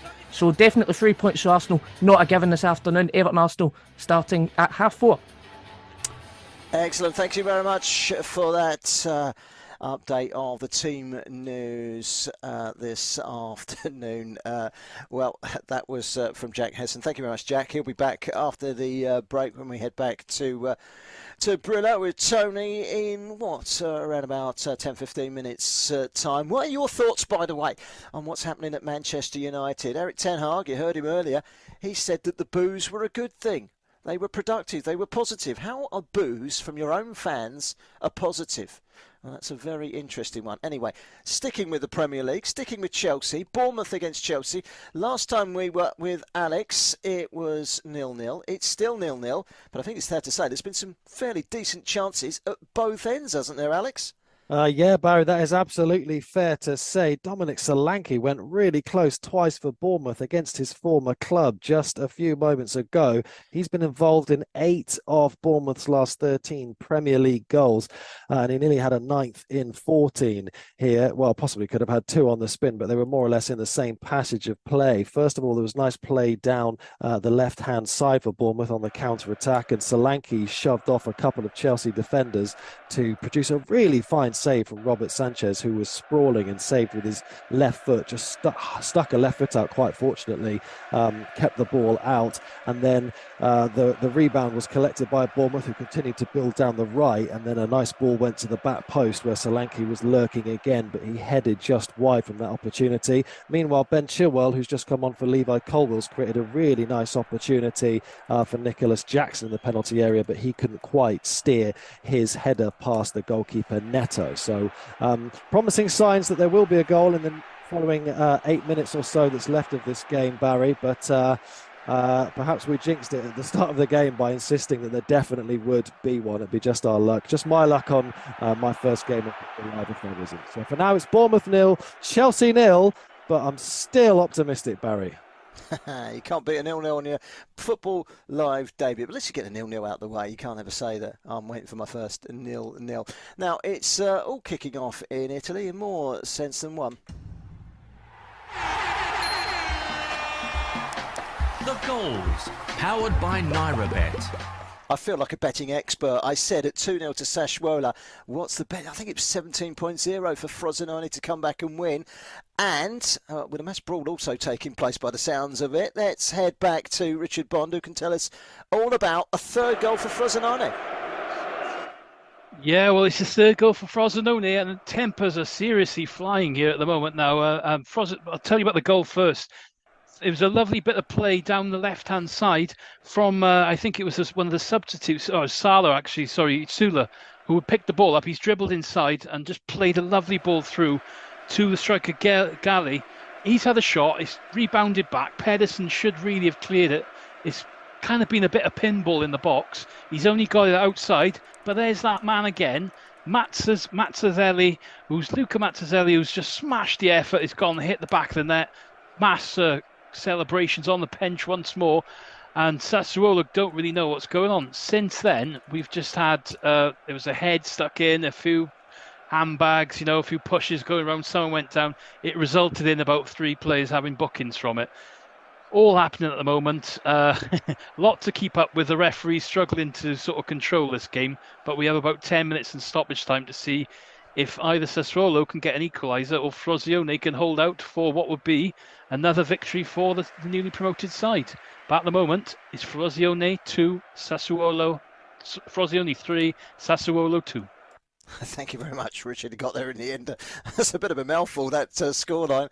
I can tell you, Gil Vicente are leading Estoril in Portugal by a goal to 0. Let's head back to Bournemouth against Chelsea. Chelsea have gone close, and Alex Guildford, they've also had a big penalty shout. Yeah, they have indeed, Barry. Cole Palmer on as a substitute, linked up really nicely with Raheem Sterling down the right-hand side. His ball, Cole Palmer's ball back to Sterling, who just pushed the England winger, his fellow England winger, just a little further towards the byline than he'd have liked, but Sterling was alert to it, cut the ball back really well to Palmer, whose left-footed volley was really smartly saved. It wasn't exactly lashed, it was guided towards the far post by Palmer, really deftly, but Neto was alive to it. Then Ian Matson on the follow-up had a shot at goal, and he was trying to appeal to the referee for a penalty, because I think the ball hit Lloyd Kelly on the hand, or he certainly felt it was an unlawful use of the hand, but it was just a couple of inches away, really, if not millimetres. So perhaps it would have been a slightly fortuitous way for Chelsea to go in the lead if indeed they had converted the penalty. But still plenty going on here. But as it stands, 5 minutes of normal play left. Well, 3 minutes now, and it's still Bournemouth 0, Chelsea 0. If you fancy a very late flutter in that game, by the way, I can tell you that the latest odds from the Vitality, if I can track them down, 9.5 for the Bournemouth win. I'll only take one goal. 1.4 for the draw. 4.50 if Chelsea can find that late winner and take all 3 points back up the M3 to London. It's a fairly short track, but it'll be made all the more worthwhile if they can find a goal. David Brooks is just about to come on for Bournemouth in that game. Let's head into Belgium, shall we, quickly. Kortrijk, bottom of the table, against in-form Anderlecht. Watching this one for us is Michael Jeffries. Yeah, Kortrijk are playing very well, really holding their own, but they are playing a little bit dirty. Avenatti has basically just kicked the opposition player. That was Moussa Ndiaye. And then just before, Kana did a little flailing stamp on a Kortrijk player. They are really holding their own against Anderlecht, but they are certainly not going down without a fight and a bit of a scrap. For now, though, it's Kortrijk 1, Anderlecht 1. Thank you very much for that update there. Michael Jeffrey is our reporter watching our Belgian game this afternoon. 1-1 there, 2 goals in the space of a minute or so. The sun shining brightly down on the south coast in Dorset. It's currently Bournemouth 0, Chelsea 0. Into the last minute of the 90 as Bournemouth try and prise open Chelsea with what would be a late winner. But it's a game that's not produced a goal as yet. Let's head back, shall we, and speak to Alex Guildford. I know he was there just a couple of minutes ago. Alex, it's a big opportunity this for Chelsea to pick up 3 points and just to get those 3 points in the bag and climb the table. And it looks like it's going to pass them by, doesn't it? Yeah, it does. If anything, it looks like Bournemouth are the more likely side at this stage to perhaps nick a goal. Dominic Solanke just sort of had, I'd probably call it a half chance, blocked a couple of moments ago. Nice play down the right again by Bournemouth, and his header from about 10 yards out hit a Chelsea defender. As I said earlier, if you go back to last season, Bournemouth haven't won for 8 Premier League games on the spin now. They've only drawn 2 of those. And Chelsea won this fixture towards the end of last season, as you mentioned earlier, 3-1. And that was Frank Lampard's first victory in his second spell, first victory in the Premier League, I should stress, in his second spell as manager of Chelsea. Nice piece of news that we mentioned earlier might happen this afternoon. Davy Brooks is on for his 50th appearance for Bournemouth. Bournemouth are on the attack at the moment, just trying to get the ball into the penalty area down the right-hand side through Justin Kluivert. So hopefully, I don't know, someone's going to break the deadlock in the dying embers of the game here, but added time just a few moments away. It's Bournemouth 0, Chelsea 0. Yes, I can tell you there are 8 minutes of stoppage time. It's just been shown literally on the board by the 4th official this afternoon at the Vitality Stadium.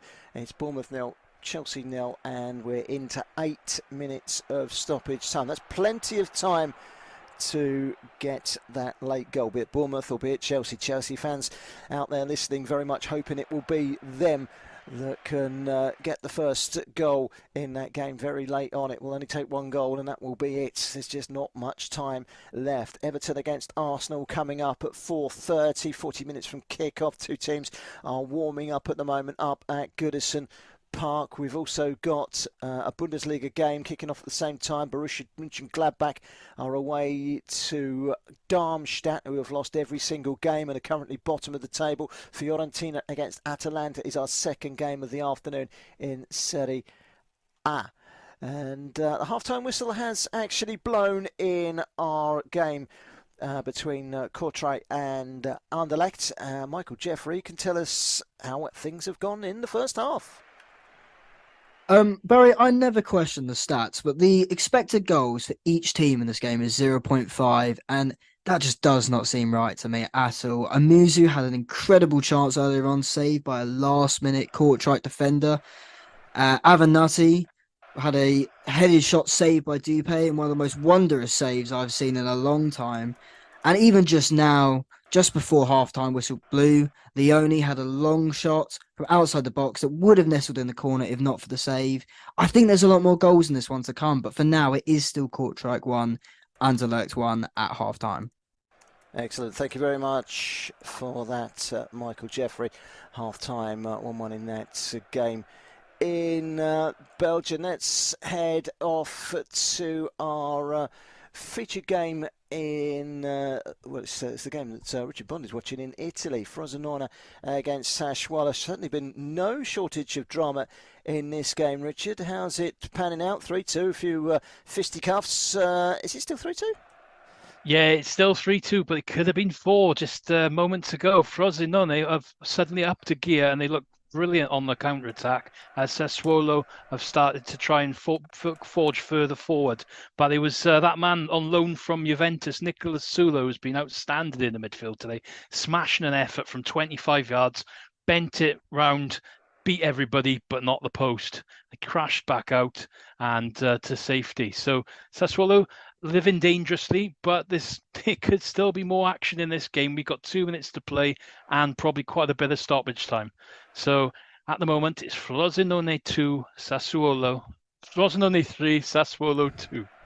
That's twice you've done that, Richard. It's a mouthful. It's a tongue twister, isn't it? So thank you very much for that. And we'll try and get back to Richard between now and handing back to Tony and the team in Brila FM studio a little while from now. What are your thoughts? I mentioned it earlier. What are your thoughts on Manchester United's manager Erik ten Hag speaking out and saying the boos are a good thing? Are those boos a good thing? Chelsea, if they can't pick up a victory now halfway through 8 minutes of stoppage time at the Vitality, a 0-0 draw away at Bournemouth, he's hardly really putting the frighteners on everyone else in the chase for the top 4. It's looking like another disappointing season might well be on the cards for Chelsea this season. And what are your predictions this afternoon? Everton against Arsenal. We'll be handing back to Tony and the team at Brila FM.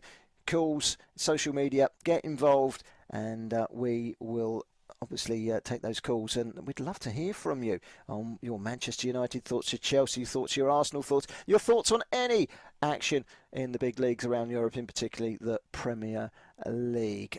Let's head back quickly before the break. Let's go down to the south coast and speak to Alex Guildford. Still 0-0, 3 minutes of stoppage time to go, Alex. That goal that you've been begging for, time's running out for you. Yeah, I'm afraid it is, Barry. It's not looking too positive at the moment. Neither side, since we last spoke, has really been able to carve out anything of an opportunity. Chelsea's play has become a little bit sloppy, just overhitting passes going straight out of play.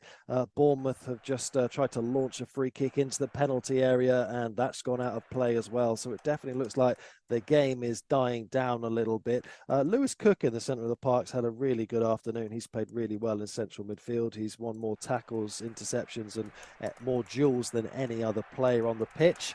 So it's a real positive for Bournemouth. That not a huge number of positives for Chelsea, you have to say. Malo Gusto's been very bright down the right-hand side, but Nicholas Jackson's been pretty disappointing once again up front for them. So plenty for Mauricio Pochettino to get his head around before their game next weekend. So a couple minutes, as you say, of the dying embers of the game left of stoppage time, and it's still Bournemouth 0, Chelsea 0.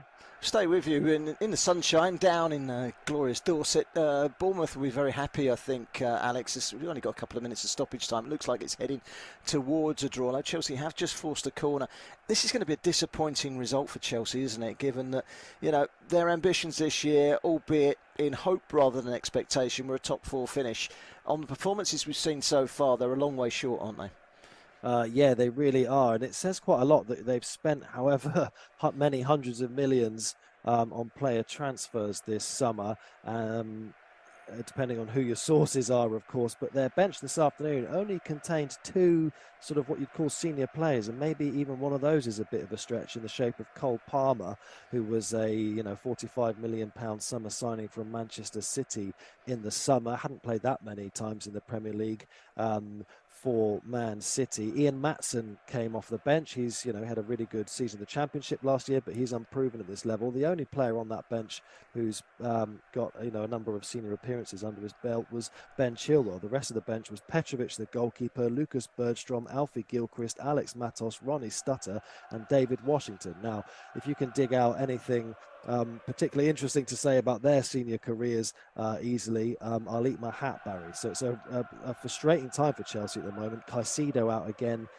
Sorry, not out again, but a knee injury he may have by the looks of it. So another injury for Chelsea, a potentially key player at the moment. Their luck just seems to be out a little bit. And when your luck's out, as the saying goes. Sorry to state the obvious. Very strange, isn't it, as well, all these youngsters? Not as if they've even got a game on Tuesday, Wednesday, Thursday in Europe. They haven't got that to look forward to this year, of course. And Right. So, that's something that, has got to be reflected upon as the final whistle has just blown there. Thank you very much for that, Alex. We might try and catch up with you a little bit later on in the show. It's the final score, Bournemouth 0, Chelsea 0 in our first game. It has finished at the Vitality. Chelsea unable to find the breakthrough. Bournemouth 0, Chelsea 0 is a result. Your thoughts, your reactions, we'd love to hear from you.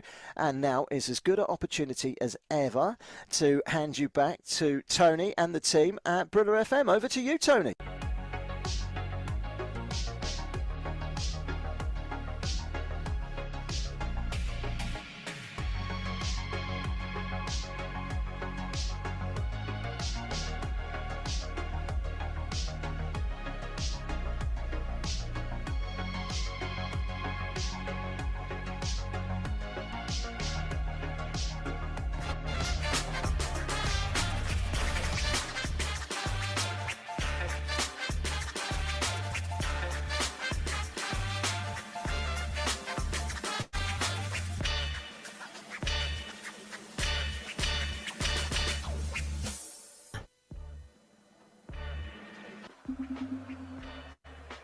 You are listening to Football Live, powered by NairaBet, with Barry Swain. Thank you very much to Tony and the team at Brila FM for absorbing 20 minutes or so, listening to your calls and your opinions, really. Disappointing Chelsea fans amongst you after that 0-0 draw away at Bournemouth. We'll be heading to hear a full-time report on that game in just a second. But first of all, The goals, powered by NairaBet. let's head back to Belgium, shall we? Michael Jeffrey is covering Kortrijk against Anderlecht this afternoon. Had a bit of everything there. We had a goal, we've had a red card. Tell us all about it. Here is Michael. It has been a crazy second half, Barry. The first thing to note was I thought Carter was going to go off for a silly second challenge. It was a scissoring challenge, really, on Leone. That would have been a second yellow for him and a red card for Kortrijk. But he gets away with it, just a foul. And then suddenly the game turns on its head. Kortrijk are in on goal, ball into Avenatti, whose shot is as good as in, except for De Bast. He uses his hand to stop the ball, Suarez style. He's been sent off. Then there were some delays because his hand pierced the net. So the referee, Kevin Van Dam, goes to fix that. The penalty is then taken by Avenatti, and he is as cool as you like. Despite all of that drama, buries it gently into the bottom left-hand corner. And this changes everything in this game. And it looks like Anderlecht may have their unbeaten run be coming to an end here. And from Kortrijk, of all people. So Kortrijk 2, Anderlecht 1. Thank you very much for that update there, Michael. Sounds like a really intriguing game. Kortrijk 2, Anderlecht 1. 1.4 for the victory for Kortrijk, 4.0 for the draw. Anderlecht have got out to 9.5. Kick-off is just over 5 minutes away at our second Premier League game between Everton and Arsenal, and we'll be across to speak to our reporter Jack Hesson in just a few minutes' time. First of all, let's turn our attentions for one final time to the talking point at the moment. It's Chelsea unable to pick up the victory away at Bournemouth. It finished goalless, and watching the whole game for us on his Football Live debut. Sadly, it was a goalless draw, but never mind. Here is Alex Guilford. Yeah, thanks, Barry. It was a 0-0, but in truth, it wasn't the worst of games. Both sides created opportunities. Chelsea enjoyed the lion's share of possession, as you'd expect, 64% of it, and had 14 shots to Bournemouth's 13. I was looking at the XG figures a few moments ago, and I know not everyone's into these and we don't take them as gospel, but Chelsea managed a 1.81 XG in that game and Bournemouth 1.25. Now, if you look at the resources available to either manager, it's pretty difficult to see that as anything other than a disappointing result for Chelsea. They just toiled a little bit and their heads definitely seemed to drop towards the end of either half. Bournemouth, meanwhile, still without a win. It's the first time ever in the Premier League they've gone 6 games, their first 6 games I should say, without victory, but the signs are all there for Adone Iraola's men, and I'm sure it won't be too long before that all-evasive first victory is under their belt and secured, because they created decent chances this afternoon. All eyes were on ex-Chelsea man Dominic Solanke. He wasn't able to add to what's been a pretty good week for him after becoming a father and signing a new contract with the club, but he was lively. Cole Palmer, new signing for Chelsea, interestingly, went close late on, draw a good save from Neto Malagusto, another new face, went fairly close in the second half as well. But ultimately, Chelsea just weren't able to find that cutting edge in the final third, and Enzo Fernandez endured a slightly rough afternoon and was substituted with about 20 minutes left to play, which perhaps sums up Chelsea's afternoon, really. Nicholas Jackson had another dreadful one in front of goal, but I think the less said about his performance, possibly the better. He just needs one to go in and off his knee, and then maybe they'll start just soaring in for him. But Barry, you and I talked about Chelsea's wealth of resources and the disappointing result this afternoon. Also, if you look at the quality available on the substitutes bench at the moment, they've got 12 players unavailable, mostly through injury at the moment, and it really showed this afternoon. They were able to bring 3 players off the bench. And ultimately, it showed in the end. Bournemouth just had a little bit about them this afternoon. They were just able to frustrate Chelsea, and ultimately were probably pretty good value for their 0-0 draw. Maybe could have nicked it at the end as well. But as you say, we roll on to next week with Chelsea still frustrated. Bournemouth without 3 points on the board yet, but plenty to be optimistic about. More or less the same as we were before the game kicked off earlier this afternoon. So thanks for sticking with me. Thanks for seeing me through my Football Live debut, Barry. I'll hand back to you in the studio. Excellent. Thank you very much for that, Alex Guilford. Great work this afternoon down at the Vitality. Bournemouth 0, Chelsea 0. A little bit more fruitful in terms of goals for Richard Bond. He's watching the Serie A match between Frosinone and Sassuolo, and here's how it all unfolded. In a brilliant, entertaining match of football, newly promoted Frosinone beat Sassuolo 4-2, staging an epic comeback from 2-0 down inside the first half an hour. The visitors looked comfortable when Andrea Pinamonti had scored twice in a 15-minute spell. But the game swung in two moments. A missed chance for Sassuolo forward Dominic Berardi, followed by the awarding of a penalty to the home side Frosinone from a foul on Wadid Chadira. The Moroccan scored to give the home side hope at the break as they went in a goal behind. The second period, though, saw end-to-end action, but it would be Frosinone who would get the next all-important strike. Luca Mazzitelli volleying home Nicolas Sula's corner to the delight of the home crowd. The same player would then score a well-crafted finish to put his side ahead for the first time 15 minutes before time, before Sula incredibly hit the crossbar, the post, and forced a top save from the keeper as they tried to put the icing on the cake.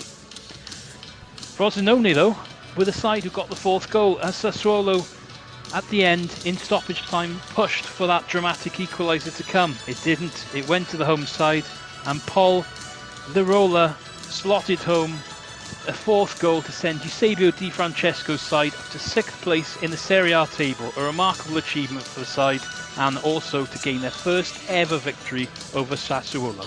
It finished here, Frosinone 4, Sassuolo 2. Thank you very much for that. No goals in the game between Bournemouth and Chelsea for poor old Alex, but Richard had 6 to feast upon in Serie A. Frosinone against Sassuolo. 4-2 to Frosinone, having trailed by 2 goals to nil. What a comeback. I feel like a betting expert when I said that 2-0 down, that might be worth a bet at 17.00. My only regret is that I didn't place a bet myself. But there you go. You might fancy taking on 1 or 2 of my tips in the game between Everton and Arsenal. I will try and keep you up to date with all the latest odds as and when. Currently a minute's silence as there are in all the Premier League games this weekend, so it might be a little bit quiet. In fact, they're finished now, so there'll be a big roar when we hand across to Goodison Park, and our man there is Jack Hesson. Good afternoon to you, Jack. Yeah, very good afternoon to you, Barry. I think it's going to be a good one this afternoon. Everton always provide a tough opponent for Arsenal, and it'll also be interesting to see the debut for David Raya. £27 million he spent. He's been a backup so far, and it's really his chance to step up to the plate and try and assert his position as number 1 at Arsenal. Yeah, really looking forward to this one as well. I was going to mention David Raya. Big chance for him today. And I was looking at the camera work with the cameraman on the TV, and all eyes were on the man that he's replaced, of course. Didn't look too happy, but then I don't suppose he would be. But plays in midweek for England. Now he's on the bench for Arsenal. I suppose he'll be back in the Champions League this week, and they've got games coming thick and fast now, Arsenal. And I suppose that's where Mikel Arteta is thinking that he needs to utilise both of these goalkeepers as best he can. Yeah, absolutely. You spent £27 million on not just any goalkeeper, but really one of the best goalkeepers in the league last season. He had one of the highest save ratios. You're replacing Ramsdale. This is only the second time in 78 games since Premier League games since his debut that he's not started. But yeah, you get a guy like that, and he's a bit older as well, 28 compared to Ramsdale at 25, so there's a bit more experience there as well. It's an interesting one, but yeah, I think when you spend that much money on a goalkeeper, you do need to start giving him game time, and I think with Europe happening, that opens up opportunities for him as well. Excellent. Thank you very much for that, Jack Hesson. We've played 1 minute and 3 seconds to be absolutely to the second. Arsenal starting on the front foot, but Everton have managed to clear their lines. It's Everton 0, it's Arsenal 0. Let's dip into the Bundesliga, shall we? Ash Sandiford is watching Darmstadt this afternoon against Borussia Mönchengladbach. Good afternoon to you, Ash. You've got the team news for us, and I think you're just about to get underway as well. Yeah, just about to get underway here at the Merrick X Stadium here at Darmstadt. It's been a bad start for the home side with losing their 3 out of their last 3 out of 3 games, I should say. Getting hammered 5-1 against Bayer Leverkusen in that last game and conceding 10 goals in their last 3. So they've gone with 5 changes today that are complete and utter tear up of the squad to try and get themselves back and get themselves some first points on the board after promotion from the Bundesliga 2 last season. As for Borussia Mönchengladbach, they've made 2 changes this afternoon. They'll be looking to get themselves with some more points. They've only got 1 point so far with that 4-4 draw earlier on in that first game of the season. So they've got 2 changes in the squad. It's still 0-0 as it stands. It's Darmstadt versus Borussia Mönchengladbach. So just underway there in that game in the Bundesliga. It's been an interesting weekend in the Bundesliga. Harry Kane on fire again on the score sheet, but his side held at home by Bayer Leverkusen. Xabi Alonso's side equalising late on. And a 2-2 draw, which means Leverkusen stay top. And Xabi Alonso, suddenly the former Liverpool player, is being touted by 1 or 2 experts out there as the heir apparent for Jurgen Klopp when he moves on. Maybe the next Liverpool manager, Xabi Alonso. Well, it makes sense, doesn't it, when you talk about it like that? And we shall wait and see. Let's head back into the Pro League in Belgium. Michael Jeffrey is watching our featured game. Courtrai, bottom of the table against Anderlecht. But it has been going their way this afternoon. Michael, tell us the latest. The main thing to notice at the moment is the substitutions have come on, and they have made an impact. Not in the best way particularly. Aldur has come on for Courtrai, and he's got yellow carded basically straight away, Barry. It's a bit of a harsh one. He gets the ball, but there's a bit of follow through, and Kevin Van Dam isn't having any of it.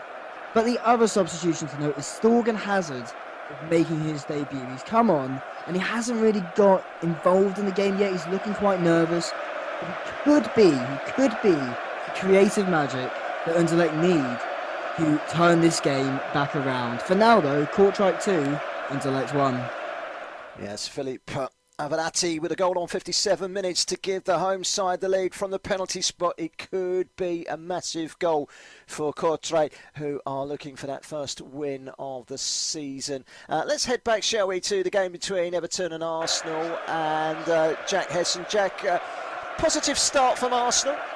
Yep, looking really encouraging. 4 minutes in, it is still Everton 0, Arsenal 0, but they are the team in possession. They're dominating the ball, as I think we would expect this game to go. Everton trying to sit back and try and hit Arsenal in the counter. Arsenal will likely going to dominate possession in this game, and I think that's how it will pan out. They had a corner just a couple of minutes ago, nothing really came from it, but yeah, really encouraging start. 4 minutes in here, it's still Everton 0, Arsenal 0. Yes, excellent. I'll tell you what, whilst we're on that subject, let's hear, shall we, from the Everton manager, Sean Dyche. He's talking this week about his new signing up top. Could be a big one, this one, Beto. All eyes on him. Pressure on his shoulders, but he looks a decent striker. I think he's added a different feel. You know, I think he's quite quiet, actually, but the way he goes about it, the way he trains, he's got a lovely rawness about him so far when he just wants to take it on. Very open-minded. I think he's shown that in his performances so far. He's shown that in training. And we certainly want to allow him to build on that, you know, because, you know yourself, you want, strange thing about football, you want players to be polished, but you also want them to not lose that raw edge. And I think he will become more polished as a player, but he's definitely got that rawness and that desire to do well. And that's a great thing to have, I think, coming into the Premier League. Yeah, I watched a little bit of that game against Sheffield United a couple of weeks ago. He looks a real handful. Mikel Arteta, what did he have to say about returning to his old haunt? Used to play at Goodison Park, of course, didn't he? I'm really excited about it, obviously. First Everton, and that's the only one that we have in mind. Obviously, our records speak for himself. Last 6 years we haven't won there, so we're going to have to earn it, and we know that we're going to have to be at our best to beat them there, and something that we haven't managed to do, so that's where we're going to start. It is, obviously, it's a big emotional attachment to that football club, you know, the way they treat me, the years that I spent there, the incredible memories that I have, so always grateful. It was a big part of my playing career, and now, yeah, as a coach, I have to play against them, and obviously I want to beat them. That was Mikel Arteta. So you've heard from both managers, and let's head back, shall we, to Goodison Park, actually, and speak to Jack, and you know, this new man they've got up top, Beto. What have you seen of him so far? Not necessarily this afternoon. I know it's very early. He's a tall striker. He looks as if he could be imposing. It's just what they need at the moment, because they're relying on Calvert-Lewin, and he just can't seem to stay fit for more than 5 minutes, can he? Yeah, it's the kind of guy that Sean Dyche definitely likes, a big, tall, imposing striker. He definitely tries to be that. I've liked the look of him at the start of this season, given Everton's woes. He's kind of tried. He's been a bit of more of a standout player compared to some others. That was a notable problem for them last season with Dominic Calvert-Lewin, so they had to get a striker in, not necessarily to replace him, but just to have more cover for injuries, and I think they've got that. If Everton start to get in a bit of a groove this season, then you might start to see a bit more of him, and he'll be hoping that he can get some more goals this season. Excellent, thank you very much for that. 7.5 minutes gone at Goodison Park. It's Everton 0, Arsenal 0, the latest score there. The latest odds with NairaBet, our betting partners here at Football Live on Brila FM. Everton 5.5 for the victory, 4.33 is the latest for a draw, 1.6 for the Arsenal victory. Those odds, of course, are very much subject to change, and as soon as I give them out, the draw has gone down to 4.2. 4.2 for the victory, 4.2 for the draw, subject to change. Everton against Arsenal with NairaBet. Arsenal have a corner at the moment. French League, plenty of goals this afternoon in the games that have finished. Lorient 2, the leaders Monaco 2, Strasbourg 2, Montpellier 2, Clermont 0, Nantes 1. The winning goal coming from Moses Simon. First goal for Nantes in 2023. His only goal in 2023 so far was a winning goal back in March, playing in the AFCON qualifiers for Nigeria. So good to see him back on the score sheet this afternoon, Moses Simon. The winning goal, Clermont 0, Nantes 1, and Rennes 1, Brèche 2 a result as well. Marseille are underway against Toulouse, and I can tell you that match is currently goalless at the Orange Velodrome. Marseille against Toulouse is something of a local derby down in the south of France. It's finished in the Bundesliga. Heidenheim 4, Werder Bremen 2. Plenty of goals in that game. Dinkshi scoring 2 for the home side. They got back to 2-2, Werder Bremen, with 2 goals early in the second half after trailing at half-time 2-0.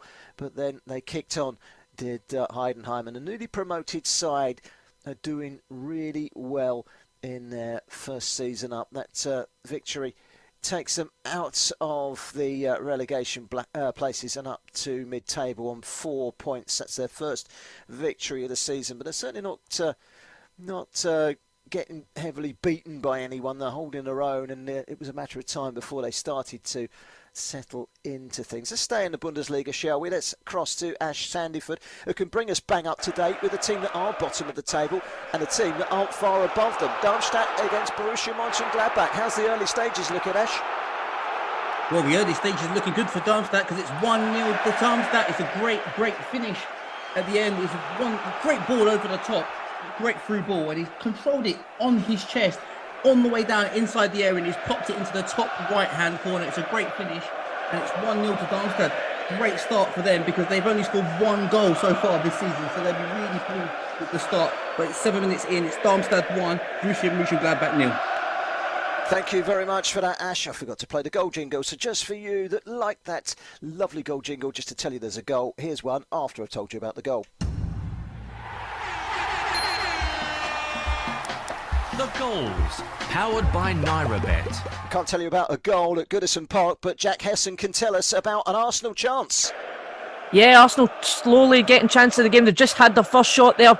They've had about 4 corners so far in this game in the opening 10 minutes. The first one, the ball fell to Martinelli at the back post, and it looked like he could have tried to square it in, but he tripped over the ball. They managed to clear it. Then from that resulting corner, they played it short. The ball fell to Vieira just on the edge of the box, and he hits it. It goes wide. But first chance of the game for Arsenal. They're really imposing their dominance on this game. 10 minutes in, still Everton 0, Arsenal 0. Excellent, thank you very much for that, Jack. They haven't got a good record in recent years at Goodison Park, Arsenal.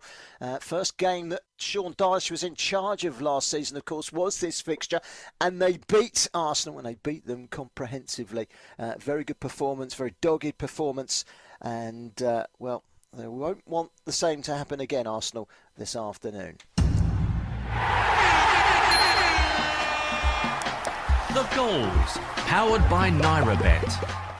Well, I played that goal jingle a little late for the first goal in the game in the Bundesliga, but I managed to get there on time this time. Ash Sandyford can tell us about the second goal in the game between Darmstadt and Borussia Mönchengladbach.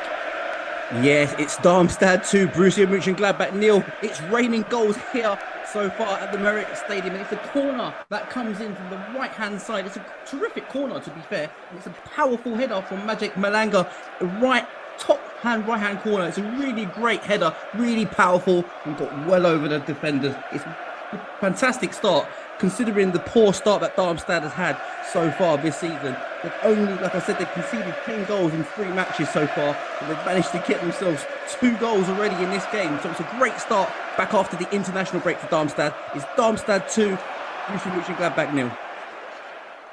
Okay, thank you very much for that. Let's head to Michael Jeffrey, who can tell us about a red card in the game between Kortrijk and Anderlecht. Which way's he gone, Michael? Oh, do you know what? It was the player I knew it was going to be, Kana. He's already had 1 letter off from the referee for an atrocious scissoring challenge on Leone, but this time he has not been let off. He sandwiched the player with another Kortrijk player, and the referee has had no mercy. He's walked off, he's taken the walk of shame, and to be honest, it really was coming. But this could swing the tide back in Anderlecht's favour. Now both teams have 10 men, but for now, Kortrijk 2, Anderlecht 1. Thank you very much for that. I was just flicking through all the latest scores, and I saw Rangers were 12-0 up. It's Rangers ladies, Rangers women 12-0 up away at Montrose. I can tell you that's a final score. I think they safely won all 3 points in that game north of Scotland. I thought it was the Scottish Premier. It was the Scottish Women's Premier League. Earlier on today, Leeds United 3-0 winners away at Millwall to cement 3 points and start climbing the Championship table. They are, of course, one of the promotion favourites to come straight back up to the Premier League. Let's head to our second featured game in Serie A this afternoon. Fiorentina are taking on Atalanta. And watching this game for us at the Artemio Franchi Stadium is Richard Bond. Good afternoon, everybody, and welcome to the Stadio Artemio Franchetti in Florence, where we have an intriguing tie between last season's European Conference League and Coppa Italia runners-up Fiorentina facing perennial overachievers Atalanta. Turning from the international break with a point to prove, Fiorentina will look for a much improved performance in the 4-0 thumper at Inter last time out. The win will allow Vincenzo Italiano's side to leapfrog Atalanta in the Serie A standings, close ground in the leading pack. Attack-minded coach has chosen to make 6 changes today, bringing in Angolan forward Mbala and Zola, the most interesting addition, having scored 3 and 4 times against today's opponents. Former Everton defender Yerry Mina is ruled out after returning back injured from international duty, while Maxime Lopez is suspended. As for Atalanta, under Wiley manager Gian Piero Gasperini, the club have finished in European place in each of the last 7 seasons at the helm, despite having a smaller budget than their heavyweight rivals. 2 wins from 3 solid start, with Gianluca Scamacca getting off the mark with a brace last time in the 3-0 win over Monza. Today, though, Nigeria international Ademola Lookman, is recalled to lead the line. The side shows 3 changes. Rafael Toloi coming back into defence, whilst in change goal with Marco Carneschetti getting a rare start. Still no club record signing Il Bilal Toure, who's out with a long-term injury. Not much in this kind of game last year. They drew 1-1 here, and Atalanta won 1-0 in the reverse fixture, with Lookman scoring one of his 13 league goals there.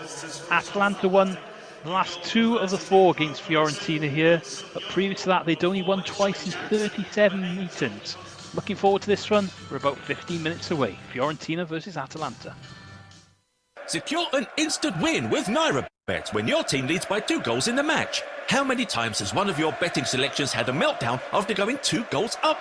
With our new 2 goals up market, if your selection goes 2 or more goals ahead at any stage in the match, then your selection will be settled as a winner, regardless of the final match result. Place your bets on the 2 goals up football market at www.nairabet.com. Include the 2 goals up selections in your bet slip with as many other selections as you want. For more details, check out our promotions page. Full terms and conditions apply. Must be over 18. Bets placed on the match winner market do not qualify. Markets available on pre-match bets only. Please gamble responsibly. Brila. News and engagements never stop on our website. www.brila.net And our social media handles. 889 Brila FM. On Facebook. Yes, 889 Brila FM on Facebook. At 889 Brila FM. On Instagram. Got it? At 889 Brila FM on Instagram. And on Twitter. It's at Brila FM 889 and Brila Sports TV on Google+. Brila. News and engagements never stop. So do remember to like all our pages. Do like us. You are listening to Football Live. Coming up next Saturday on Football Live with Dean Kilford. Manchester City taking on Nottingham Forest. Everton go to Brentford. Live and exclusive on Brila FM. Sports Radio 88.9 Brila FM. You are listening to Football Live. Live and exclusive on Brila FM. The Premier League, the Bundesliga, Serie A, La Liga. 4 hours of football every Saturday and Sunday on Brila FM with Football Live. You are listening to Football Live on Brila FM 88.9 and 101.1 FM. This is Football Live. And you could not have scripted this. It's crazy, absolutely insane. Oh my dearie me. I don't want to laugh or cry. It's a show that's packed to the brim. Oh my word, what is going on here? An unbelievable day here on Football Live. Means there's action everywhere you look. Great entertainment. That's fantastic. Wow. Just wow.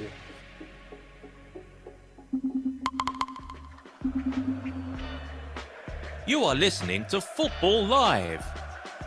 Powered by NairaBet. With Barry Swain.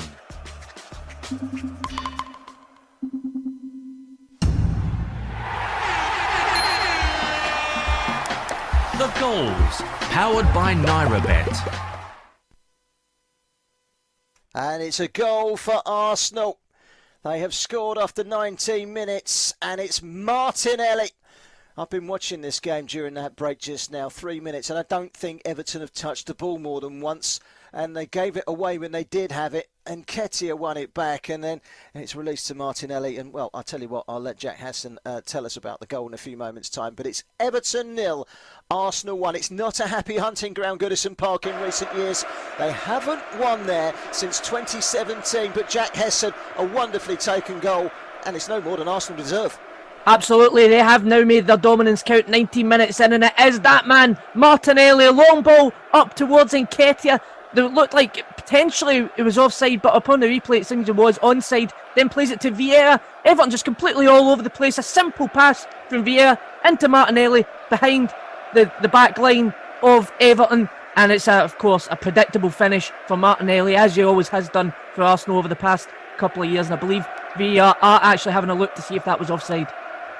Excellent, thank you very much for that, Jack. We'll keep a close eye on that. It's all a bit confusing at the moment. The scoreboard says VAR check for offside. The two sets of players have gone over for a quick drink. It is going to be disallowed, I think. They've just drawn the line, and on the monitor here in the studio, it looks as if it's offside. Nketiah, as he came back, won the ball and laid it off, and it was put through to Martinelli, and it's been disallowed for offside. We'll go back and hear Jack's thoughts on that in just a second. But first of all, let's cross back into Belgium and hear about... well, let's hear the latest, shall we, from Michael Jeffries. Courtrai on the verge of 3 points against Anderlecht this afternoon. What's the latest, Michael? So there's less than 20 seconds left of the 90 minutes, Barry. And Aldur is pulled up with an injury to his calf. He's had a bit of a weird game, to be fair. He came on, got an immediate yellow, hasn't really touched the ball, and has now got an injury. Only been on about 20 minutes. It looks like a cramp. But otherwise, it has been... Courtrai could really put a lot of effort into this. They got a yellow card. Masatau got a yellow card for dissent. And Edward Still, the Courtrai coach, decided to sub off his captain, Kadri, in favour of having Malinov on, someone with a little bit more defensive acumen. They really are trying to secure these 3 points, and with 7 minutes added time, they haven't got too long left to do so. Courtrai 2, Anderlecht 1. Thank you, Michael Jeffrey, for that update from the Gilden Sporren Stadium. There has been a delay for an injury in the Arsenal game, so let's cross back, shall we, and speak to Jack Hesson. Jack, it's one of those where they've drawn the lines. It was very marginal, but just offside against Eddie Nketiah. Yeah, it must have been a tight one. I have to say, my initial reaction when I did see it was that it looked like he was offside because of the way he was running back in from behind Everton defence. The replay is strange because when you look at it on the VAR, the angle that it looks like they used to put the lines in is from a kind of strange position. It's more close at the corner flag than it is in line with the actual decision. So I'm not sure if they perhaps had a different look at a different angle. But from the one that they showed in the VAR, I think it just made it look even more confusing. These things are always tight, and the decision's going to be the decision they make. I think it probably was offside. As I said, the initial reaction was that it was. But I think Everton did get away with one there in terms of the fact that they've not really came into the game at all. I believe they've only had one pass in Arsenal's final third, so you can tell the way that they're playing the game. Arsenal just need to start making their chances count and their domination count, really. Of course, Bukayo Saka was about a yard offside, in an offside position on the near side, which is the right-hand side, but that doesn't interfere with play. So, still 0-0. And Martinelli was the player that got injured. I said there was an injury at Goodison Park. Just to clarify, it was Martinelli that went down. He's now limping off. He's one of those players, he's got the socks on. They're kind of like sleeves, aren't they now, over ankle socks that they wear. And they're always ripped at the back, aren't they? There's always holes in the back. And he's got both his socks ripped, but I don't think that's the cause of the injury. But Martinelli has gone off, and Leandro Trossard has gone on. Let's cross to Jack again, actually. And that's a pretty poor 2 or 3 minutes for poor old Martinelli. Scores a goal, disallowed, picks up an injury, and off he goes. Seemed innocuous. I don't quite know what happened. Yeah, he's not getting any luck there at all. It is difficult to tell exactly what happened, which could be more worrying if it didn't really come under any kind of contact. This will be a guy that Arsenal will not want to miss out on. However, you have to say, with Trossard, he is a great player as well, so it's not a bad player to bring on and replace with Martinelli, but they'll certainly be hoping, given European football, Champions League is back at Arsenal, that he'll be fit enough for the midweek game. Excellent. Thank you very much for that, Jack. And of course, he does allude there to the fact that the Champions League returns in midweek. Match day 1 in the Champions League. And probably now is as good a time as any to feature the Champions League on match day 1. You are listening to Football Live. The UEFA Champions League is back this Tuesday and Wednesday, and match day 1 has some proper good action to look forward to. Paris Saint-Germain, who of course lost in the French League on Friday against Nice at home. Well, they're at home again at the Parc des Princes this Tuesday against Borussia Dortmund, who were in and amongst the goals in the Bundesliga at the weekend.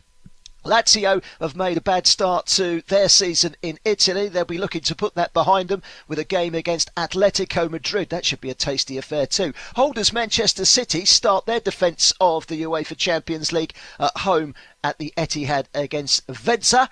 And then Barca host Antwerp. Newcastle United go into their so-called group of death. They travel to the San Siro to take on AC Milan, who of course won 4 out of 4 before that 5-1 humbling away at their neighbours Inter Milan at the San Siro yesterday. They'll be looking for a reaction. Newcastle, of course, winning against Brentford 1-0 yesterday thanks to a goal from Callum Wilson. On Wednesday, Bayern Munich, flying high in the Bundesliga, host Manchester United, who have all sorts of problems at the moment. Arsenal are at home to PSV Eindhoven at the Emirates, and Real Madrid take on Bundesliga's in-form Union Berlin. Well, it won't be an easy opener for Real Madrid.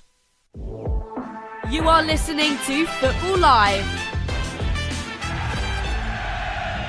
Half-time in France, Marseille 0, Toulouse 0 on the south of France, a derby. Gil Vicente have just gone 5-2 up against Estoril in a match packed with goals in Portugal as well. Arsenal 0-0 away at Everton, 26.5 minutes gone in that game. Martinelli scoring, ruled out for offside correctly. And since then, he's a matter of seconds later, he picks up an injury and he's gone off. We'll be back to Jack Hessen for an update on that in just a second. In the meantime, let's go back into Belgium. They're into stoppage time, bottom of the table. Kortrijk are within a whisker of taking all 3 points against informed Anderlecht. But my goodness me, Michael, they very nearly equalised Anderlecht. Yes, Anderlecht are really knocking on the door here. They had not 1 but 2 golden chances to equalise here. The first, Luis Vasquez finds the ball at his feet, but just isn't quite quick enough. 5 yards out from goal, unmarked, to do anything with it. Defender comes in and it goes up for a corner. But the corner goes to Delaney at the back post. Free header, Delaney with all his experience, and he knocks it well over the bar. 2 brilliant chances squandered. And now you can see Anderlecht getting a little bit impatient.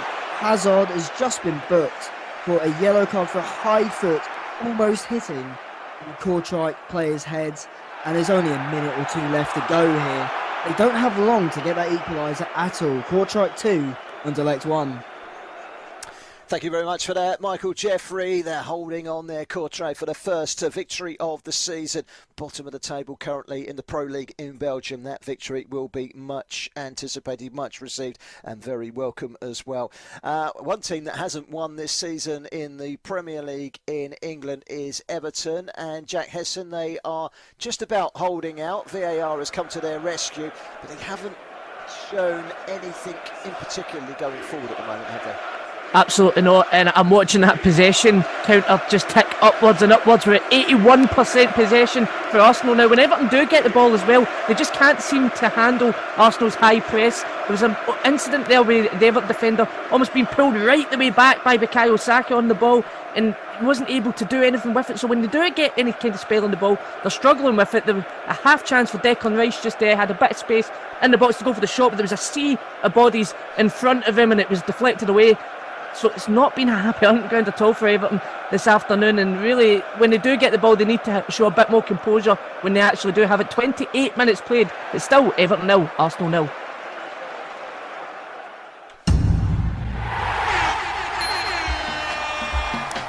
The goals, powered by NairaBet.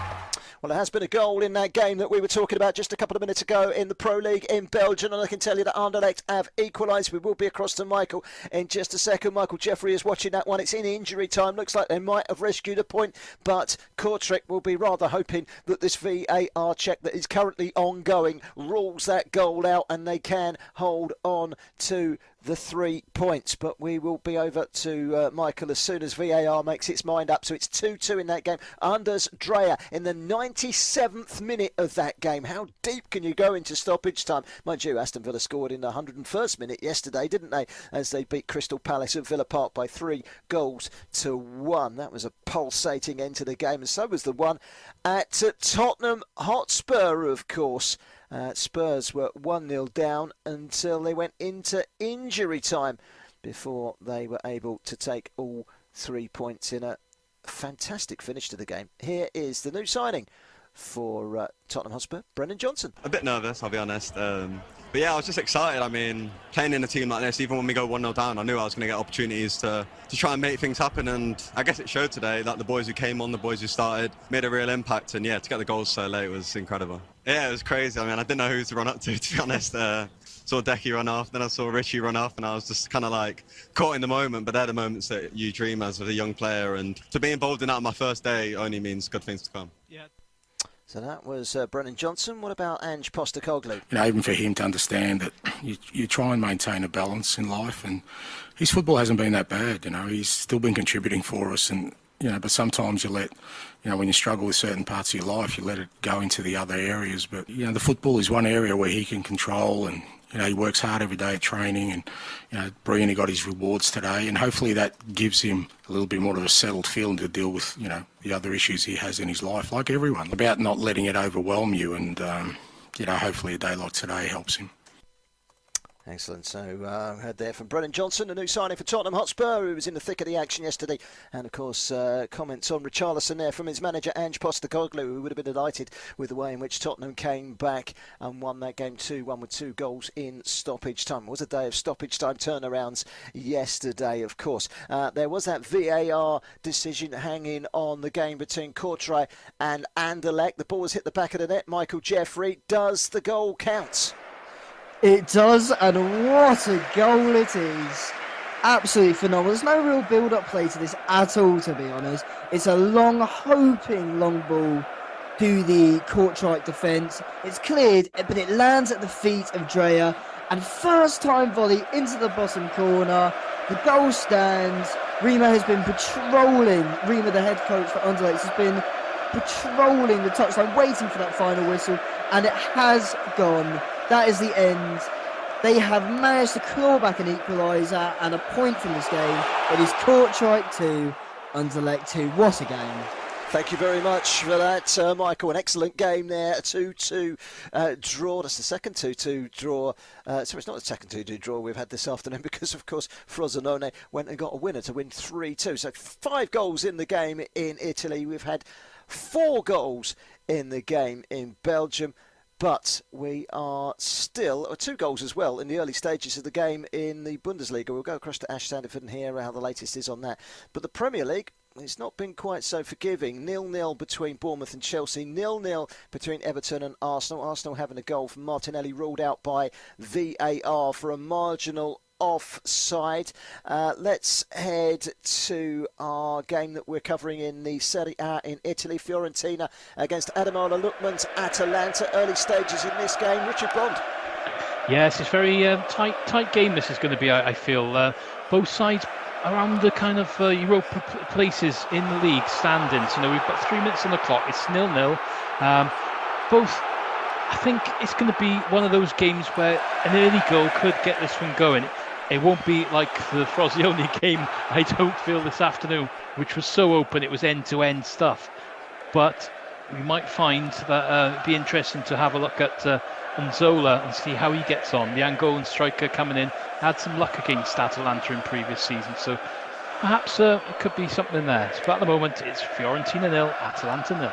In the Bundesliga, it's now Darmstadt 3, Borussia Mönchengladbach 0. Darmstadt off to a fantastic start in that game, and that of course means another goal in one of our featured games.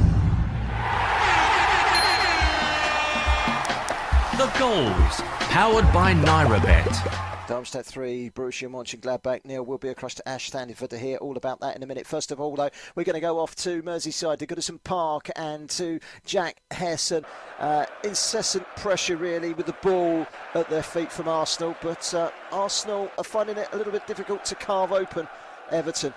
Yeah, they are. To Everton's credit, they're defending really well, and Goodison Park definitely thinks that they should have had a penalty for Everton. It was a great advancing run by Doucouré into the box. He takes a touch away as Saliba was sticking his leg out. He then impedes Doucouré in the run, doesn't get any of the ball, it appears, but VAR does not intervene, much to the fury of Goodison Park. One of the only times they've really been in Arsenal's box this half. The possession has just consistently been on Arsenal's side, but they can't break them down, and really you're getting to a point for Arsenal where you need to start making that dominance count and start getting chances on the board. 35 minutes played, it's still Everton 0, Arsenal 0. And there's usually goals when Borussia Mönchengladbach are in action. Their first game of the season was a 4-4 draw away at Augsburg. It's gone downhill since then. They've lost their last 3 games, and it looks, Ash Sandiford, as if they're on their way to a 4th successive defeat. They're now 3-0 down against Darmstadt. Yeah, it's gone really downhill for Borussia Mönchengladbach. They're 3-0 down. Unbelievable stuff here. To be honest with you, Borussia Mönchengladbach were getting back into the game, really trying to dominate possession in the game. But there was a corner on the right-hand side, and it broke into play with a free kick. Got crossed in, and it was a great little deflected shot in. And to be honest with you, the defender should have cleared it, but Tim Skark smashed it straight into the bottom left-hand corner. The goalkeeper, to be honest with you, had absolute no chance with it. It was a great finish. And to be honest with you, Darmstadt look like they're really comfortable here in the top league in the Bundesliga. So they're 3-0 up, 37 minutes in. It's Darmstadt 3, Borussia Mönchengladbach 0. It's not looking good at the moment for Borussia Mönchengladbach. Thank you very much for that, Ash Sandiford, who's watching Darmstadt against Borussia Mönchengladbach, our featured game in the Bundesliga this afternoon. There are a couple of matches in the Bundesliga. The other one has just finished. Heidenheim, another newly promoted side. They've beaten Werder Bremen, and they've beaten them comfortably by 4-2 this afternoon. Looking at last night's action, just quickly, no goals for Victor Osimhen last night. Napoli 2-0 down with 16 minutes to go. Substitutes Matteo Politano and Giacomo Raspadori coming off the bench to score a goal apiece and to rescue a point in a 2-2 draw. No such worries for Barcelona, who took over at the top of La Liga for at least a day. They thrashed Real Betis by 5-0. Joao Cancelo, a recent signing from Manchester City, with his first goal for Barcelona, and the ex-Chelsea man, Joao Felix, opening the score in that game. But Real Madrid will go back to the top tonight if they can beat Real Sociedad at home.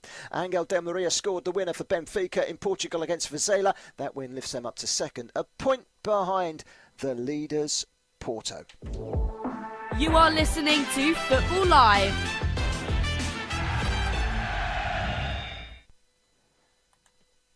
So there we have it. That's how we stand. Fenerbahce have come from behind to beat Antalyaspor in Turkey by 3-2. Local derbies plenty this afternoon. Istanbulspor 0, Istanbul Baheksia 2. So an away win in that. And in Poland, Water Poznan 0, Lech Poznan 1. Like a good old local derby, don't we? And those two have gone the way of the away side.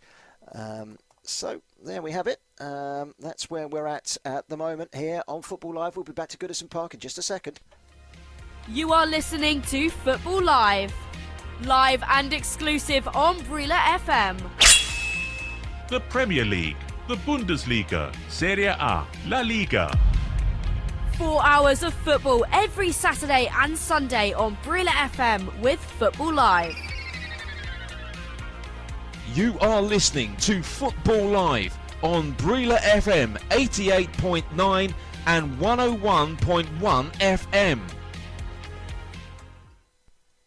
So there you have it. And, well, let's go back to Goodison Park, shall we? Half-time is fast creeping up on us. About 6 minutes to go to half-time. Still, Everton 0, Arsenal 0, Jack Hesson.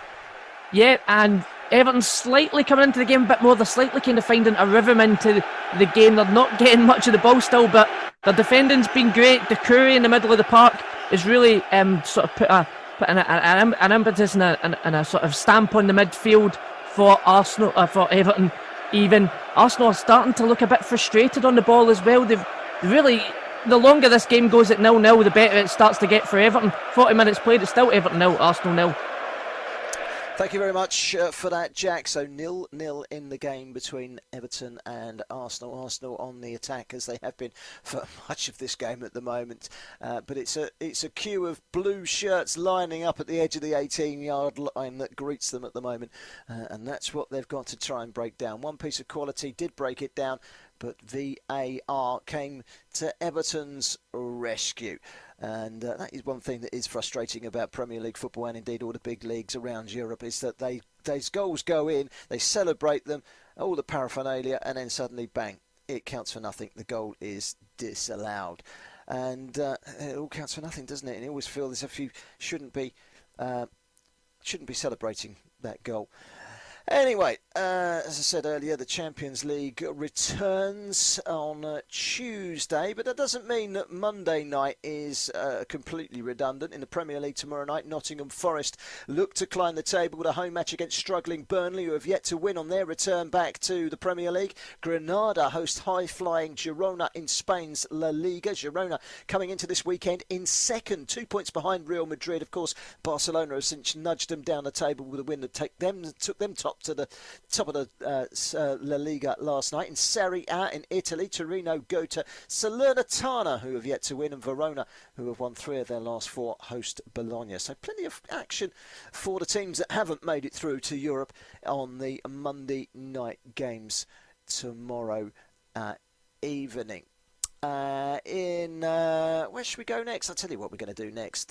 We're going to go back to Jack Hesson in just a moment, but before we do that, let's bring you bang up to date with the very latest odds on NairaBet on the games that we are covering this afternoon. Everton 0, Arsenal 0, 6.00 for Everton to win, 3.10 for the draw, 1.83 is the latest offering for an Arsenal victory, and 3 points to be taken back down south to the Emirates. Those odds are, of course, subject to change. In Italy, Fiorentina and Atalanta still 0-0, 2.88 for Fiorentina to win at home, 3.25 for the draw, and if Atalanta can pick up all 3 points, it's 2.6 odds for them. That is, of course, subject to change, and the odds for the draw in that game are now down to 3.2. Darmstadt 1.01 for the victory. They're 3-0 up at home to Borussia Mönchengladbach, and we're even at half-time. 26.00 for the draw, 81.00 for a big comeback from Borussia Mönchengladbach. They do score a few goals, and on the opening day of the season, of course, they did score 4 away from home, but they conceded 4 as well away at Augsburg. They need to score 4 today and not concede any more. Sadly, that doesn't look likely. Let's head back, shall we, quickly to Asch Sandefjord in Germany to tell us about an injury, actually, in that game between Darmstadt and Borussia Mönchengladbach. And it's all gone very well so far for Darmstadt, but an injury has slightly put a cloud over the silver lining, hasn't it? Yeah, a bit disappointing there because he was playing quite well, to be honest with you. Matthias Bader, he was, he was doing really, really well. He was really controlling the game and dictating the play in the middle of the park.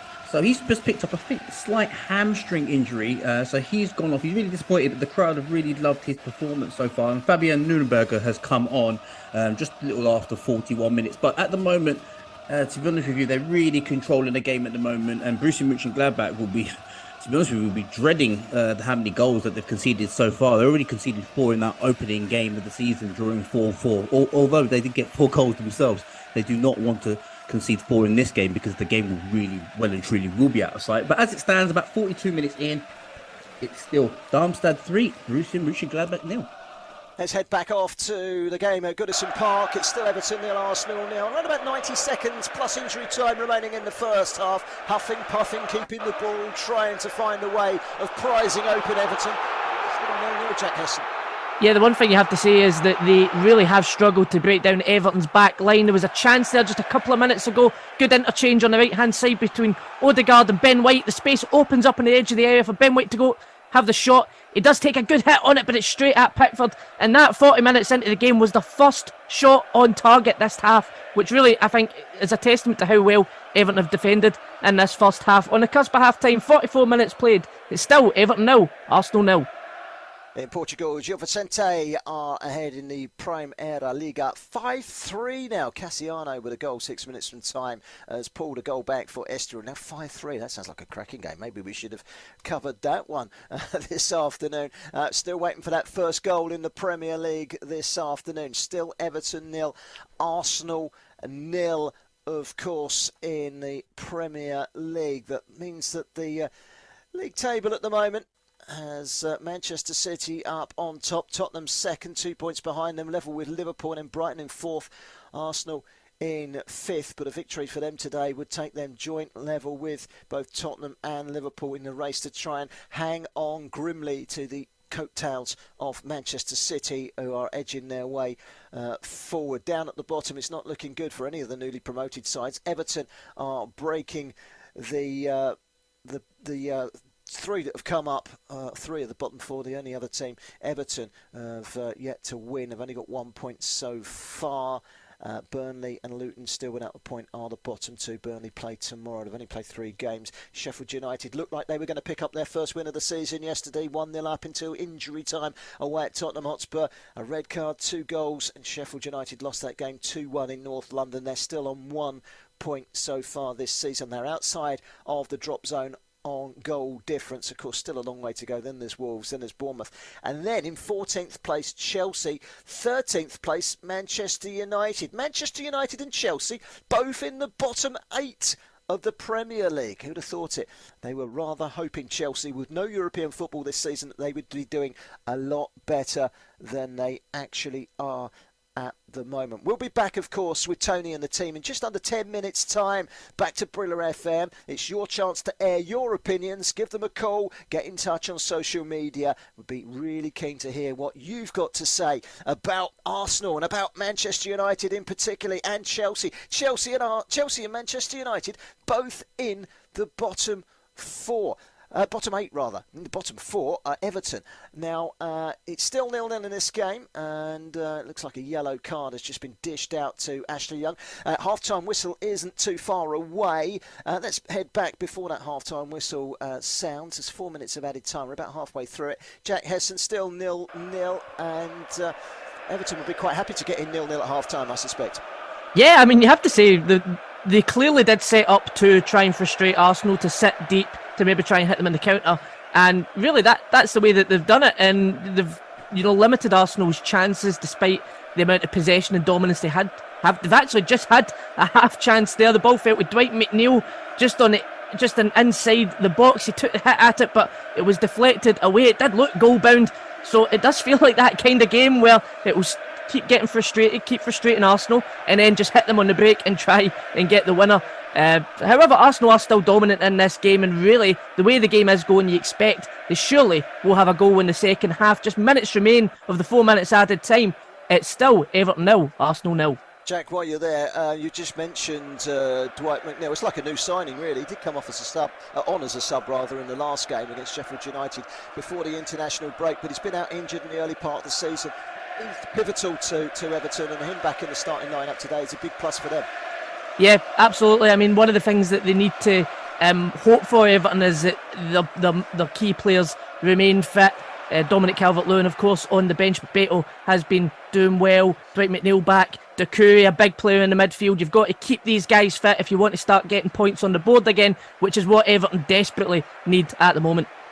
Excellent. Thank you very much, Jack. We are 3 of the 4 minutes played in injury time at the end of the first half. Still Everton 0, Arsenal 0. We'll try and quickly hook up with Jack before we pass over to Tony and the team in around about 7 or 8 minutes' time with a half-time report from that game. In Spain, Villarreal have beaten Almeria by 2-1 this afternoon, picking up all 3 points in that match at the Estadio de la Saramaca.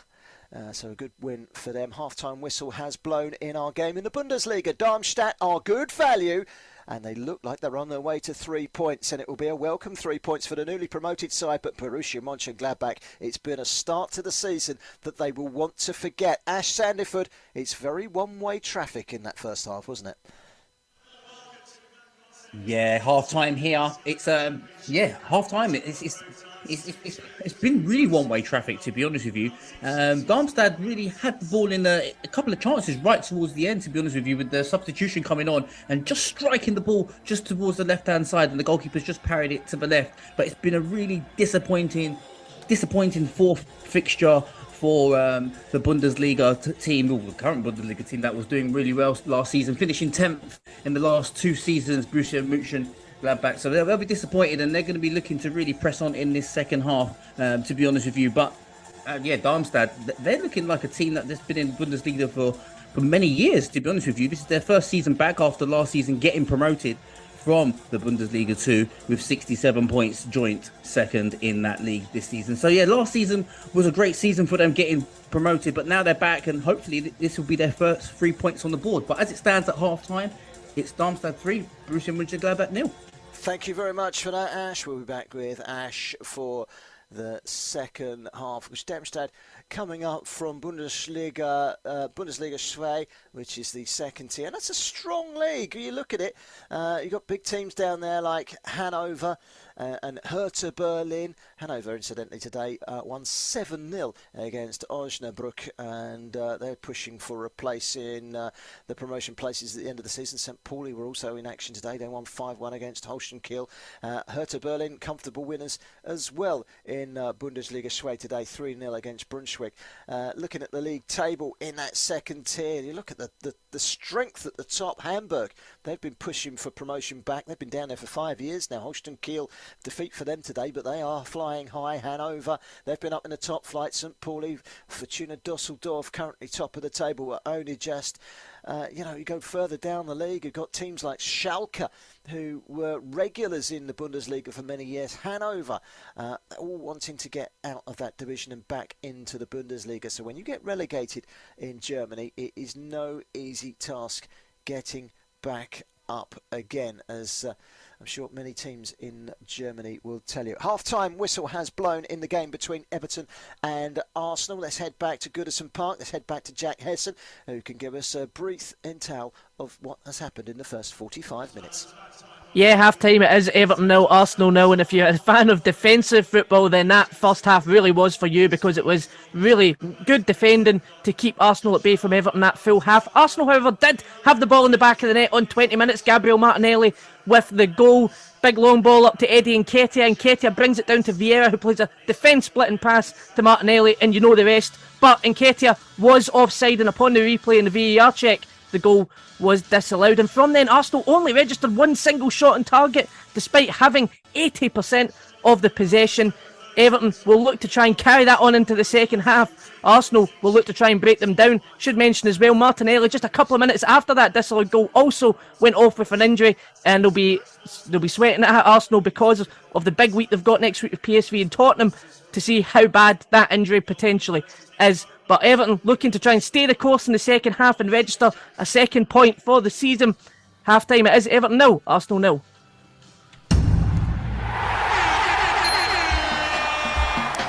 The goals, powered by NairaBet. We've gone and got ourselves a goal in the featured game in Serie A in Italy, and it's gone to Atalanta. They're taking the lead in Fiorentina. I wonder, is it Ademola Lookman, a Nigerian international? Let's go to Richard Bond and find out. It's not Ademola Lookman, but he was heavily involved in a really good move in the Atalanta midfield. Fiorentina fell asleep a little bit at the back. Martin Deroon combined with Lookman.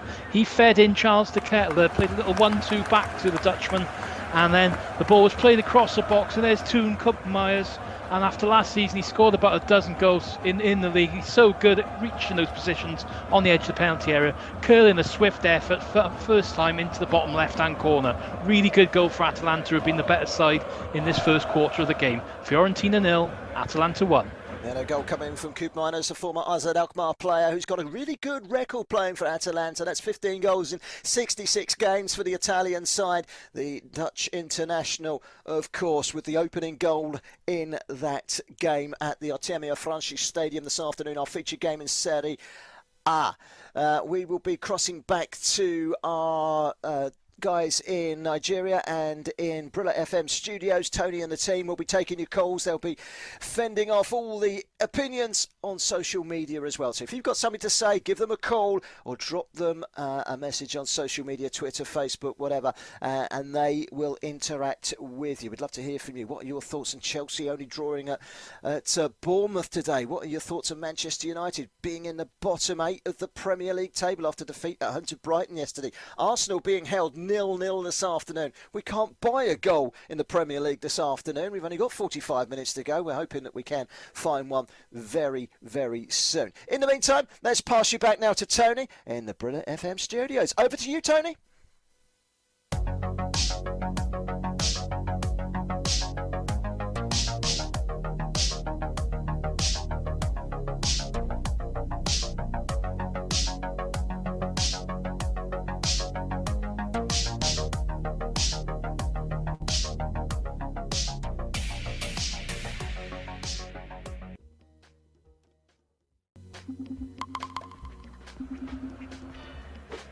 You are listening to Football Live, powered by NairaBet, with Barry Swain.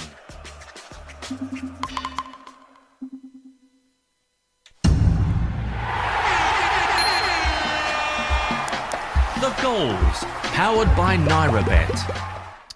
Yeah, another goal in our game that we're focusing on in Italy. We heard that Ademola Lookman was part of the equation in the opening goal for Atalanta, but Fiorentina have equalised. Let's catch up with how this one has unfolded. The equaliser coming for Fiorentina. How did it unfold, Richard Bond? Well, yeah, it was completely out of the blue, really. Atalanta have had the better of the play, and Fiorentina had a free kick, really, just inside the Atalanta half.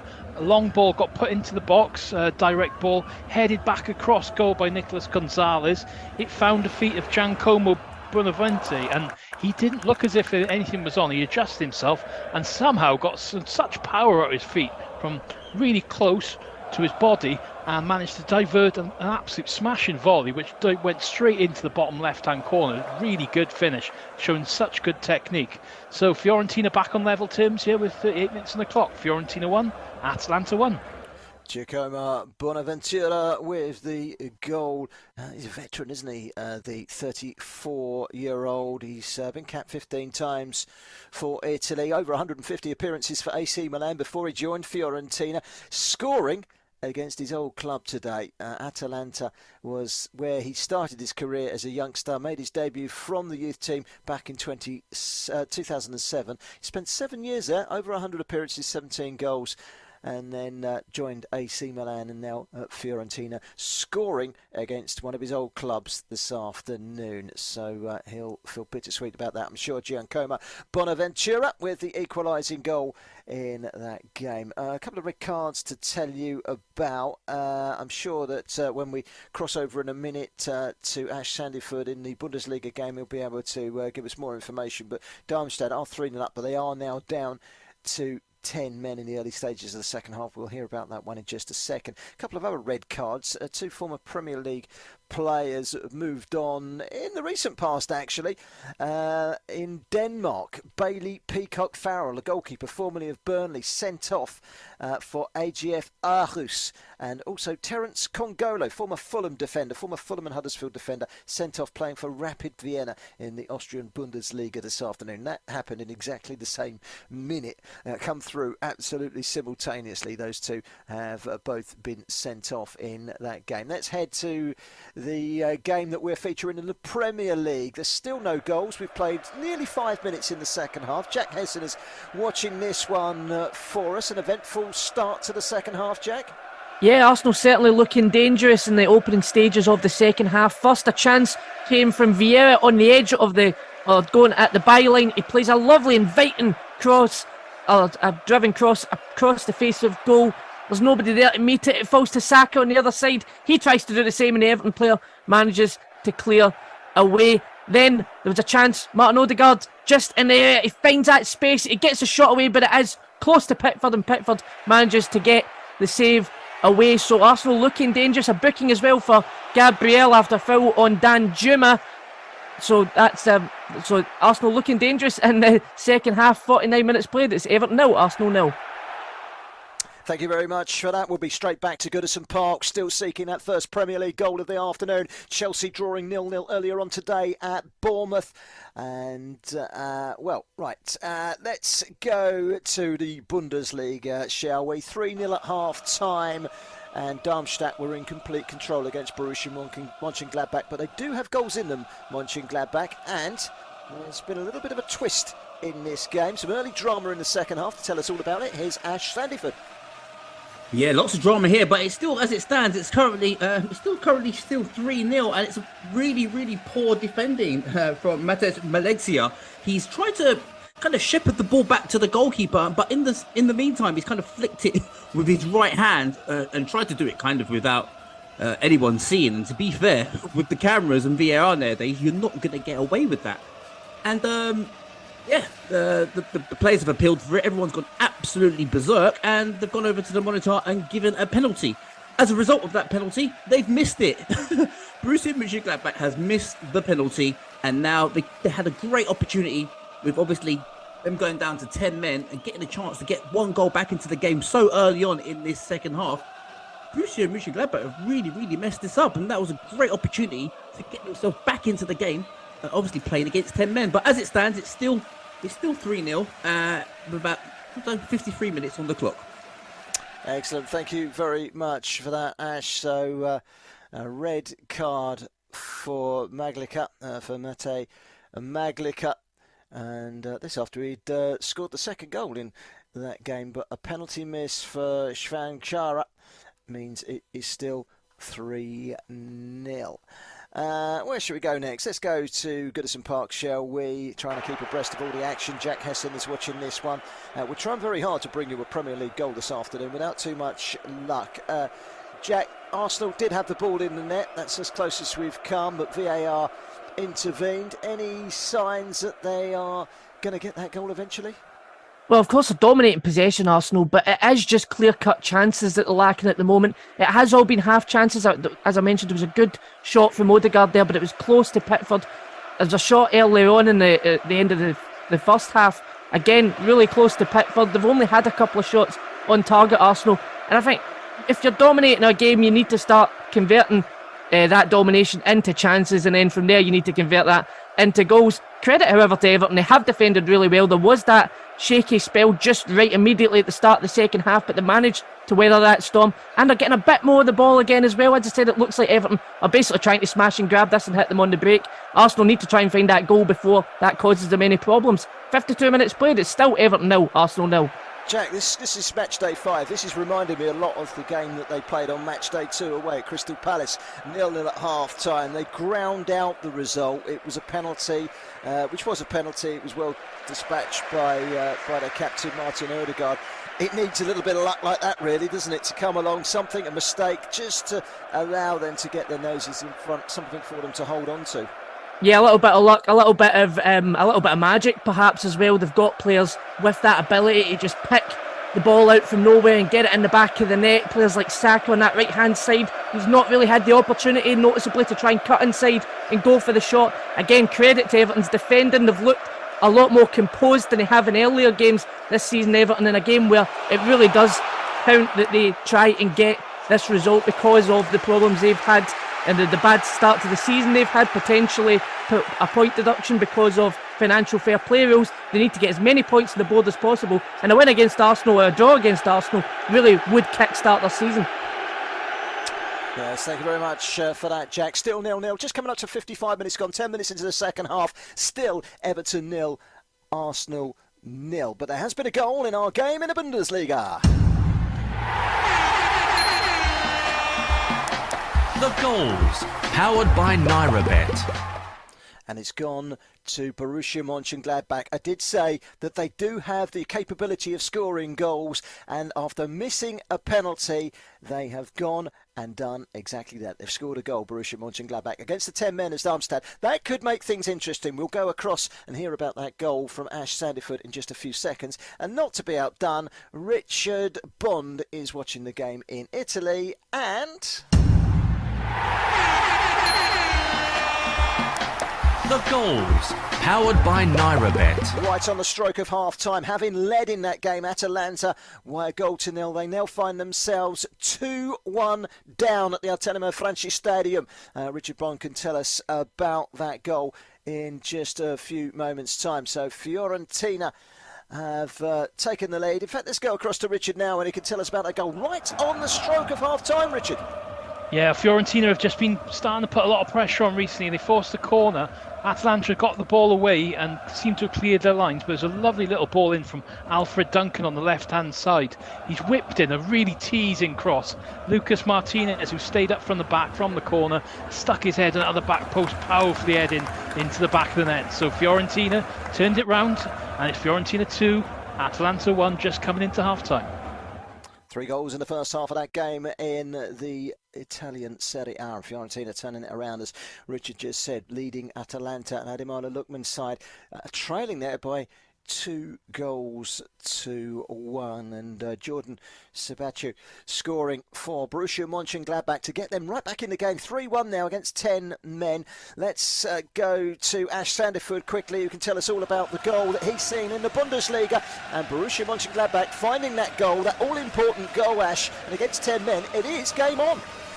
Game on here. It's Darmstadt 3, Borussia Mönchengladbach 1, and it was coming, to be honest with you, since they've gone down to 10 men. The pressure has built from Borussia Mönchengladbach after missing that penalty early on. So it was a great little run, to be honest with you, from Morocco Rezic. He's ran about 40-50 yards straight through the middle of the Darmstadt midfield, and it's got down towards the goalkeeper, and instead of trying to slot it into the bottom right-hand corner, he's just cut it back to Jordan Pefok with an easy, simple tap-in. It was a great little build-up goal, and you know what? It really is game on now here at this stadium. It's 3-1 as it stands, but I don't think you'll be. I think you'll be coming to me again real soon. It's Darmstadt 3, Borussia Mönchengladbach 1. Let's head back to the Bundesliga show. Now let's head back to the Premier League. Apologies for the silence. Let's go to the Premier League. Let's head back to Jack Hessen. He's up at Goodison Park watching Everton against Arsenal. Another chance for Arsenal, Jack. Yeah, another chance for the Arsenal. This time Zinchenko plays a lovely defence-splitting pass on the left-hand side towards Trossard. Trossard advancing to the byline, stops the ball, takes his time, spots, I believe that is Nketiah at the back post, plays a great inviting ball across the face of goal. If it hits Nketiah, then it's surely an open goal and it's in the back of the net. But Mikalenko there to clear it. The clearance falls to Vieira. Vieira then tries to get the shot away, but Doucouré steps in at the def to block the shot. So again, I keep saying it, really great defending from Everton so far in this game. Arsenal cannot break them down. 60 minutes played, it's still Everton 0, Arsenal 0. Well, it's still 0-0 in that game. Let's quickly go to our game in Italy. Plenty of goals, plenty of action, plenty of drama. Fiorentina 1-0 down, 2-1 up. Half-time whistle has blown. Richard Bond. Yes, it's 2-1 here. Fiorentina 2, Atalanta 1 in a match of two teams with contrasting styles. The story of the first half has brought us 3 goals. The home side, most of the time, had looked out of it, with Atalanta having most of the possession and duly took the lead with their passing style, creating an opportunity for Toon Kumpermeyers to finish neatly from the edge of the area. But Fiorentina got their way back into the match, and 2 goals from set pieces as such. First one from a free kick coming into the back post, headed back across goal to find Giancomo Bonaventura to slot home neatly into the bottom left-hand corner. Then just before half-time, as you've just heard me say, they've taken the lead and gone in with a lovely finish, a bullet header from centre-half Lucas Martinez after a cross was whipped back in from Alfred Duncan from the left-hand side. So all to play for still in this second half, but at half-time it's Fiorentina 2, Atalanta 1. Thank you very much for that, Richard Bond. Watching that game in the Italian Serie A. Fiorentina were behind, now they're leading 2-1 against Ademola Lookman and his Atalanta. Let's head back to Goodison Park. A penalty shout for Arsenal, Jack Hassan. Yeah, there was from a corner. The ball fell to Zinchenko on the edge of the area. He takes a shot towards goal. Tarkowski flies in towards him. He's got his arm at his body, and it hits off of his arm. There's no doubt about that, but it was close to him. Arsenal did protest for it. It did look like the VAR had a discussion about it, but nothing was given. 60 minutes played. It's still Everton 0, Arsenal 0. Everton 9.5 for the victory in the latest odds with NairaBet 2.30. It's just changed, 2.30. Everton draw with Arsenal, and that's where it's heading at the moment. 1.95 for the Arsenal victory and 3 points to keep pressure on Manchester City up at the top end of the table. But at the moment it's Everton 0, Arsenal 0. We've played 61, nearly 62 minutes in that game at Goodison Park. It's not a happy hunting ground for Arsenal, and they're having to dig deep to try and find a way of prizing open Everton and finding that all-important goal that could win that game. Our other featured game today, Darmstadt 3, Borussia Mönchengladbach 1. It's 3-0 at half-time, but Darmstadt have gone down to 10 men in that game. They're currently 1.22 for the win, 6.50. It's gone up those odds for the draw. Always subject to change, by the way, the NairaBet odds, and 15.00 for Borussia Mönchengladbach to complete the comeback. Now, they've turned it around a little bit, Borussia Mönchengladbach, I should say, but Ash Sandiford, we've just seen a chance for Darmstadt. Yeah, terrific chance, to be honest with you, for Darmstadt, and it was against the run of play, to be honest with you. Borussia Mönchengladbach have been dominating possession, as you could imagine, obviously being a man up at the moment. So they're dominating possession, but the Darmstadt on the break, they've kind of counter-attacking. They've gone down the right-hand side, and it was Tim Schott just kind of played it across the right-hand side to Emre Carrick, and Emre Carrick smashed it as hard as he could. Left-hand side, it's just literally hit the edge of the top of the crossbar. It's a great opportunity, to be honest with you. He'd be disappointed because he's got an absolute sweet of a left peg, so he'll be disappointed that he didn't really hit the target. But it's a great chance for them to go 4-1 up. But the pressure's building from Borussia Mönchengladbach, and they'll need to get a goal probably within the next 5 to 10 minutes to get themselves in with a chance to hopefully get themselves at least a point from this game. But as it stands, it's still as it stands. Darmstadt 1, 3, Borussia Mönchengladbach 1. Place 10 bets, get 1 free. You can earn an unlimited number of free bets with NairaBet. No matter which game you're watching right now, feel the thrill with our live match special. For every 10 in-play bets placed, you will receive a 5,000 Naira free bet. Log in to www.nairabet.com. Click on the Live tab. Place 10 in-play bets on different games. Then the free bet is yours. Full details can be found on our promotions page. Must be over 18. Minimum stake of 5,000 Naira per live bet. Minimum odds of 1.2 per live bet. General and free bet terms and conditions apply. Please gamble responsibly. Brila. News and engagements never stop on our website. www.brila.net. And our social media handles. 889 Brila FM. On Facebook. Yes, 889 Brila FM on Facebook.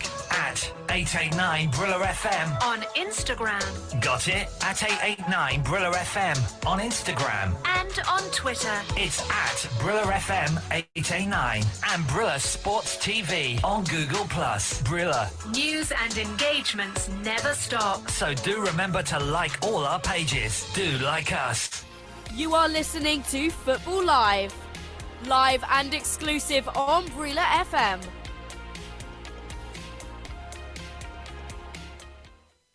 Coming up next Saturday on Football Live with Dean Kilford. Manchester City taking on Nottingham Forest. Everton go to Brentford. Live and exclusive on Brila FM. Sports Radio 88.9 Brila FM. You are listening to Football Live. Live and exclusive on Brila FM. The Premier League, the Bundesliga, Serie A, La Liga. 4 hours of football every Saturday and Sunday on Brila FM with Football Live. You are listening to Football Live on Brila FM 88.9 and 101.1 FM. You are listening to Football Live. Let's get back to the action on Football Live. You are listening to Football Live. Powered by NairaBet. With Barry Swain. Yes, the story coming out of Goodison Park is that of changes both for Everton and for Arsenal in attack. Jack Hesson.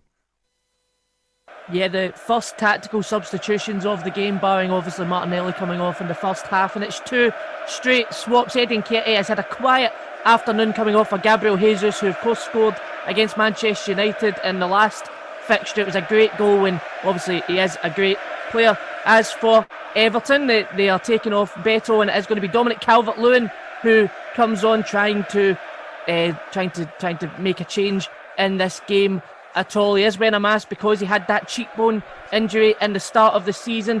Another one to add to the list of injury woes he's had at his time at Everton, but a goal today would really perhaps change that. 66 minutes played, it's still Everton 0, Arsenal 0. Thank you very much for that, Jack. Let's head back into the Bundesliga, shall we, at the Merckstadion, Darmstadt. Looking for the 3 points. They're heading the right way about it, but they're going to have to do it with 10 men against Borussia Mönchengladbach. Still 3-1. Big chance for Mönchengladbach. Ash Sandiford. Oh, they're pressing. They really are pressing here, Borussia Mönchengladbach. They're giving it an absolute go. They're throwing the kitchen sink at it, to be honest with you. Big chance on the left-hand side, crossed in, and it's a huge opportunity, to be honest with you, but they couldn't get it together. Robin Hack, diving header. He's literally got just the goalkeeper to beat, to be honest with you. He's tried to put way too much power on this header. All he had to do is just direct it on goal, and he's bashed it over the top of the crossbar. He was literally on his own. He had acres of space. He could have even brought it down and had a touch. Probably could have had a cup of tea, to be honest with you. He's had loads of time. Huge opportunity after 63 minutes. But after 67 minutes now, it's still, as it stands, Darmstadt 3, Borussia Mönchengladbach 1. A cup of tea sounds like a really good idea, Ash. Got the coffee on the go here to get us through the final, half an hour of the show. Less than half an hour now as the game between Everton and Arsenal hits the final quarter. Everton having to defend another Arsenal corner. Arsenal keep on pressing, keep on trying to pile on that pressure. We'll be back with Jack Hesson for another update in just a few moments' time. First of all, turning our attentions to another team up towards the top end of the Premier League table. Liverpool came from behind yesterday to win 3-1 away at Wolves. As bad as they were in the first half, they were very good in the second half, and that's something that Jurgen Klopp was blissfully aware of. So the good thing about the first half was that it was that bad that I didn't think we can play a second half like that, to be honest. Obviously we wanted to start completely different, but for whatever reason it was not possible for the boys. You can see it, low energy level. Maka, some others as well, you could just see they struggle, and we couldn't change 5 times in half time. So we thought we changed the system and one player and give us a bit more speed up front, and we had to control the game better. We changed pretty much everything in half time, and that worked out pretty well. The first half was really bad, and the second half was really good.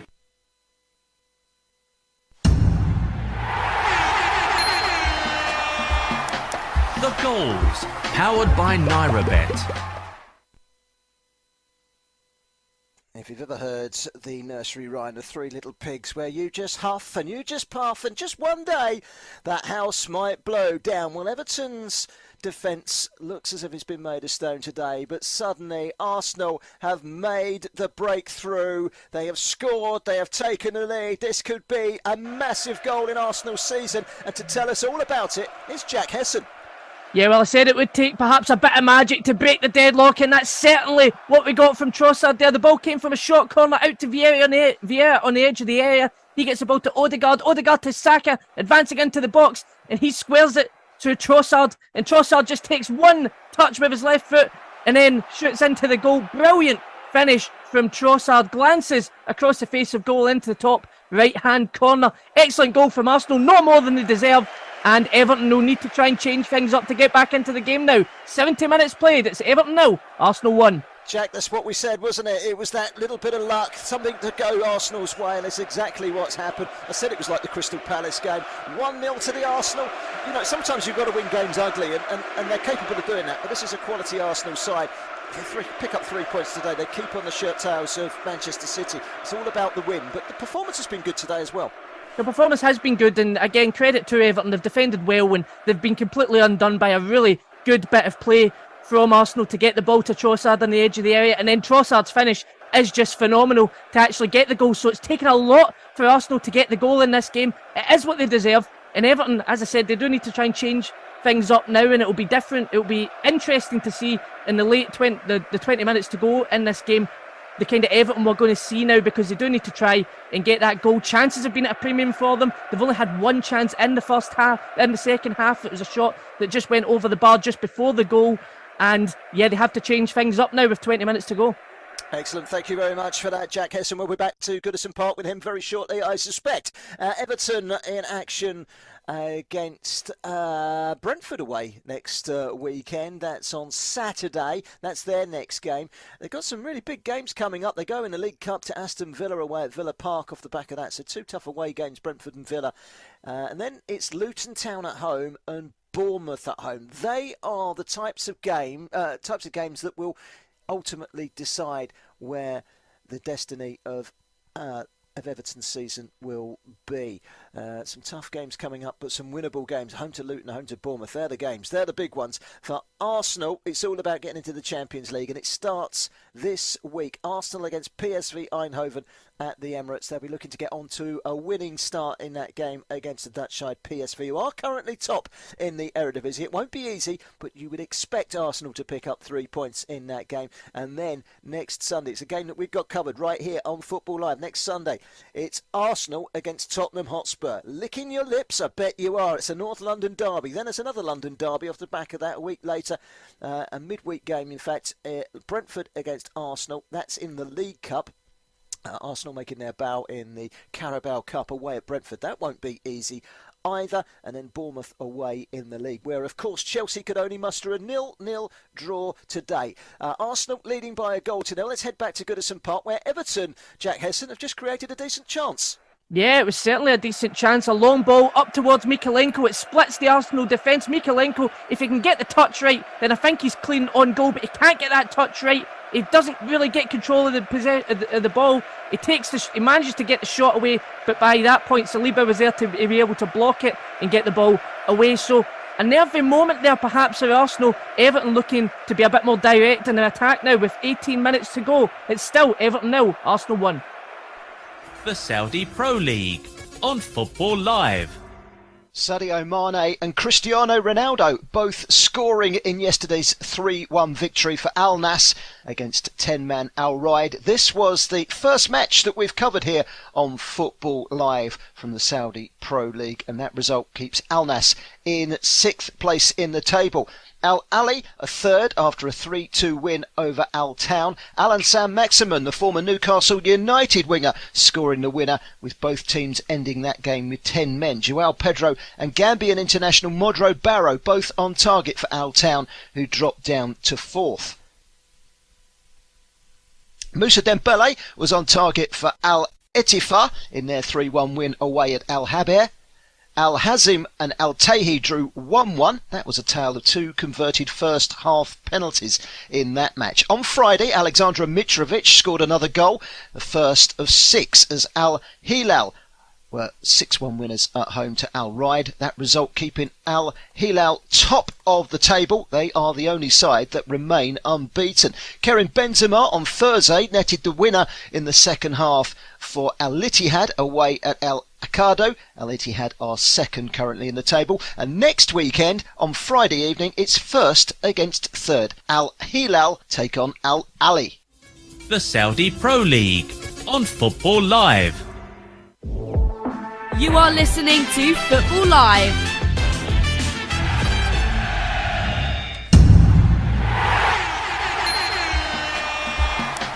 The goals, powered by NairaBet. That jingle just makes you sit up and note what could be happening. Who scored that goal? Well, the answer is in the voice of Ash Sandyford, who's watching our Bundesliga game this afternoon. Darmstadt against Borussia Mönchengladbach. Which way's it gone, Ash? What a game this is here. It's absolute pulsating stuff here, and it's gone to the visitors. Borussia Mönchengladbach has got a second goal in this game. It's 3-2 now, and like I said, Darmstadt have had that man sent off, to be honest with you. And Borussia Mönchengladbach since then have gone from strength to strength. They couldn't believe it. They've got themselves on the left-hand side and crossed it in. Great reflection, and it's gone off of Florian. I think it's Florian Neuhaus has got the goal in the end. Complete open goal. And it's back on. And like I said at the beginning, as soon as they went down to 10 men, I had a feeling that they'd be able to get back in this game. As it stands, it's 3-2 as it stands. It's Darmstadt 3, Borussia Mönchengladbach 2. Thank you very much for that. And it was Florian Neuhaus, I can confirm, who got that goal. Marseille 0, Toulouse 0. The goals, powered by NairaBet. And I can tell you there's been another goal in the Bundesliga, and it's gone to Borussia Mönchengladbach. 3-3 in that game, and we'll be back to Ash in just a few moments' time, and he can tell us how that goal has come about. Sure, it's been a game of two halves, that one, hasn't it? 3-0 at half-time. Darmstadt were completely running away with it, but suddenly a red card changes the whole direction of that game. 3 goals for the visiting team. It's 3-3. They drew 4-4 Augsburg on the opening day of the season. There's always goals with Borussia Mönchengladbach, and sure enough, there's been plenty of them this afternoon. Let's quickly go to Ash Sandyford, shall we? He can tell us all about that equalising goal. I can't even catch my breath at the moment, to be honest with you. It's an absolutely incredible game here. Darmstadt 3, Borussia Mönchengladbach 3, and it was the gentleman who missed the penalty, to be honest with you. I cannot believe it was Thomas Kavanka. He's missed the penalty, but he's certainly redeemed himself with this one. He's got the ball probably about 27, 28 yards out. He's taken a couple of steps forward, and he smashed it with his right foot right in the bottom left-hand corner. It was a fantastic goal. Goalkeeper had no chance. And like I said to you earlier, it was game on. It certainly is game on now. What a game this was. It was a 4-4 draw for Borussia Mönchengladbach's first game of the season in that opening Bundesliga game. It could be 4-4 again in this game. But as it stands, it's currently as it stands, Darmstadt 3, Borussia Mönchengladbach 3. Thomas Kavanka has scored that goal. 13 minutes to go. Don't rule out us going back to Ash Sandyford for a little bit more drama. Not too much drama this afternoon in the Premier League, but Arsenal are where Arsenal need to be. 1-0 to the Arsenal. Leandro Trossard on 69 minutes. And since we last spoke to Jack Hesson, I think it's fair to say, Jack, there's been chances at both ends.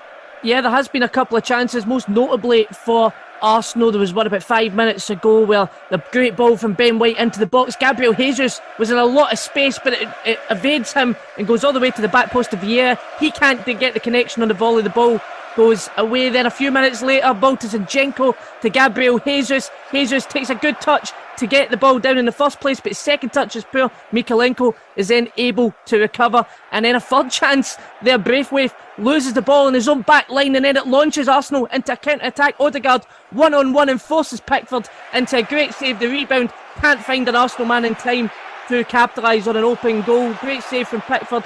Keeps Everton in the game. As I said, they're moving numbers forward now. They're getting chances themselves, Everton, but they need to try and convert that into really shots on target. Everton now, Arsenal 1, 78 minutes played. Tell you, Kai Havertz is just about to come on for Arsenal. 2 changes coming up for Arsenal, 1 for Everton. I'm sure Jack will fill us in on that in just a minute. Richard Bond is our man watching Serie A action this afternoon. Fiorentina against Atalanta. And Ademola Lookman, Richard Bond, has had a really good chance for Atalanta. Yes, Atalanta coming right out of the traps in the second half, and Lookman full of running. He's taken on about 2 players, gone past them, played a little 1-2 with the impressive Charles de Ketelaere, who I thought has been really good this afternoon. Return ball back to him, and he's tried to whip a ball into the top corner, but it's just gone over the bar, inches away from getting that equaliser. But at the moment, though, 4 minutes into the second half, Fiorentina 2, Atalanta 1. Can't help but feel there's going to be a twist or two in that game. I mentioned earlier in France, went through all the results and I said, look, loads of goals in France.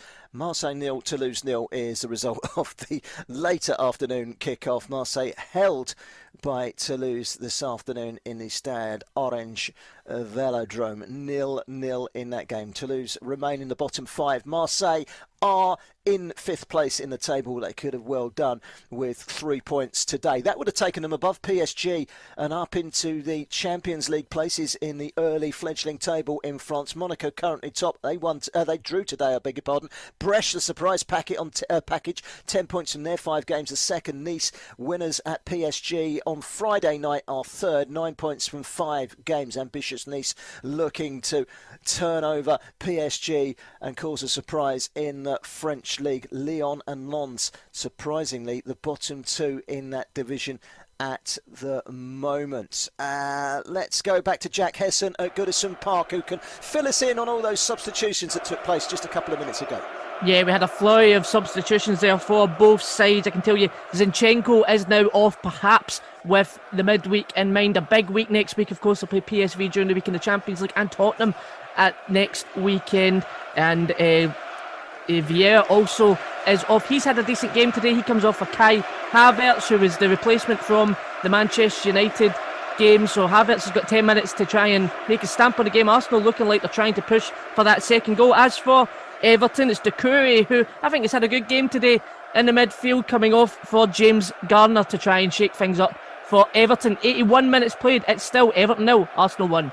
So far this season, they've only created 11 big chances. They've only scored 2 goals, 3.4% shot conversion, XG performance minus 5.3. They are bottom in the league in all 4 of those rankings, Everton. They need to start scoring goals. That is a problem. And if they don't find a way of cracking that problem in the next 10 minutes or so, they will find themselves on the back end of another defeat this afternoon in the Premier League. Arsenal leading by 1-0 at Goodison Park, looking for their first win since 2017 on that side of Stanley Park in Merseyside. On Liverpool, it's Everton 0, Liverpool 1. Bit of transfer news for you. Nigerian international Emmanuel Dennis has completed a season-long loan move from Nottingham Forest in the Premier League to Turkish side Istanbul Başakşehir. The 25-year-old Super Eagle arrived from Watford last summer at Forest and scored twice in 25 appearances last season for the Reds on the Trent.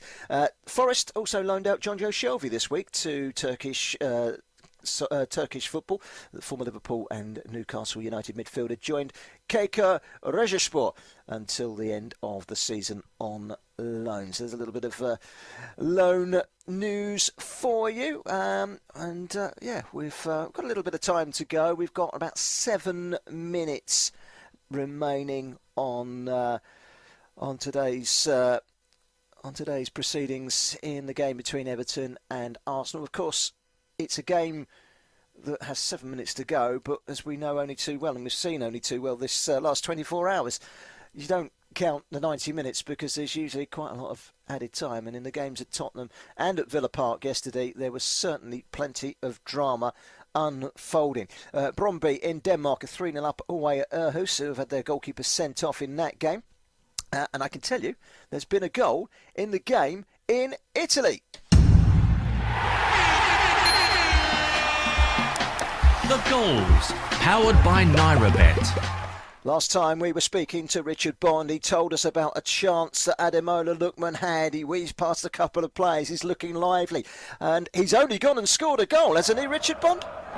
Oh, it's a brilliant goal from the Super Eagle Lookman, and he's played it beautifully. He's done a little, again, he's full of running. He's got the ball, he's picked it up. Martin de Roon this time he's playing a little give and go with, and confusing the Fiorentina defence. He sprinted into the penalty area and he smashed it from 6 yards past the stranded Fiorentina goalkeeper. All square here now, it's 2-2.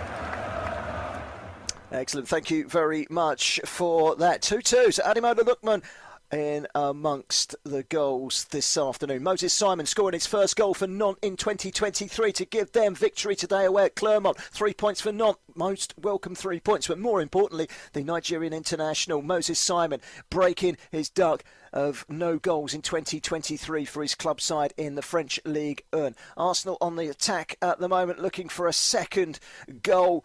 But they'll be happy at 1-0 if they can hold out and take all 3 points back to London. It puts them in a really good position in 10th, along with Liverpool, along with Tottenham, right behind Manchester City, who have, of course, maximum points. 4 games played, 12 points. They've won all 4 of their games so far, Manchester City. They, of course, are the team to beat.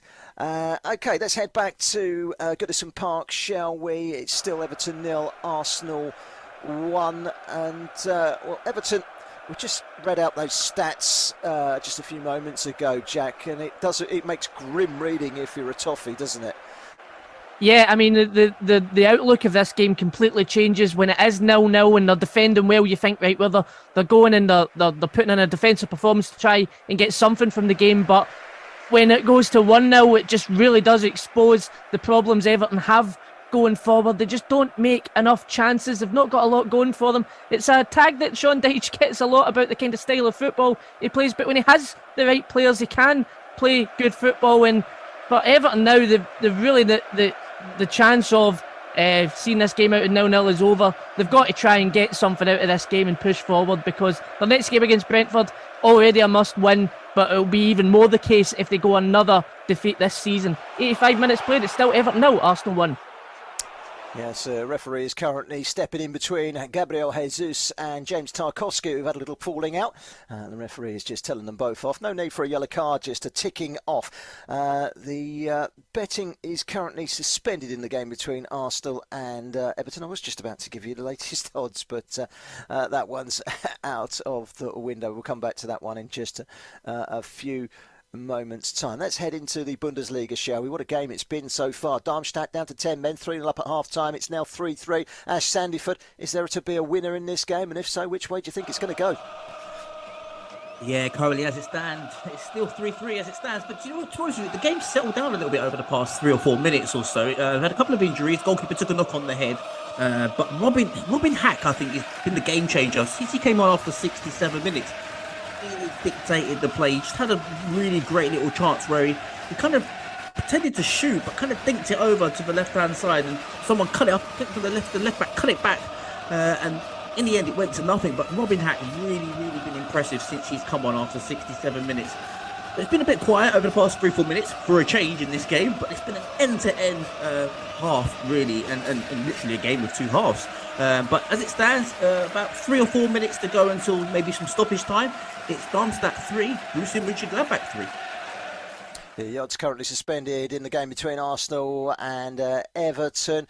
Darmstadt currently the odds have just dropped to 15.00 for the home win for the 10 men, 1.3 for the draw, which is where we are positioned at the moment, 4.75 for the 11 men of Borussia Mönchengladbach to go and claim all of the 3 points. And they were 3-0 down at half time. I said at half time it's unlikely it's going to happen. Well, it's not completely out of the question at the moment. Fiorentina 2, Atalanta 2 is a latest score as well. 3.25 for the Fiorentina win, 3.4 for the Atalanta win, 2.25 is the favourable draw, which is where we are at the moment. 81.00 for the Everton win, 11.00 for the draw at Goodison Park, 1.06 for Arsenal to hold out and take all 3 points in that game. We will be, of course, straight across to Goodison Park for the later stages of that game between Everton and Arsenal right after this break.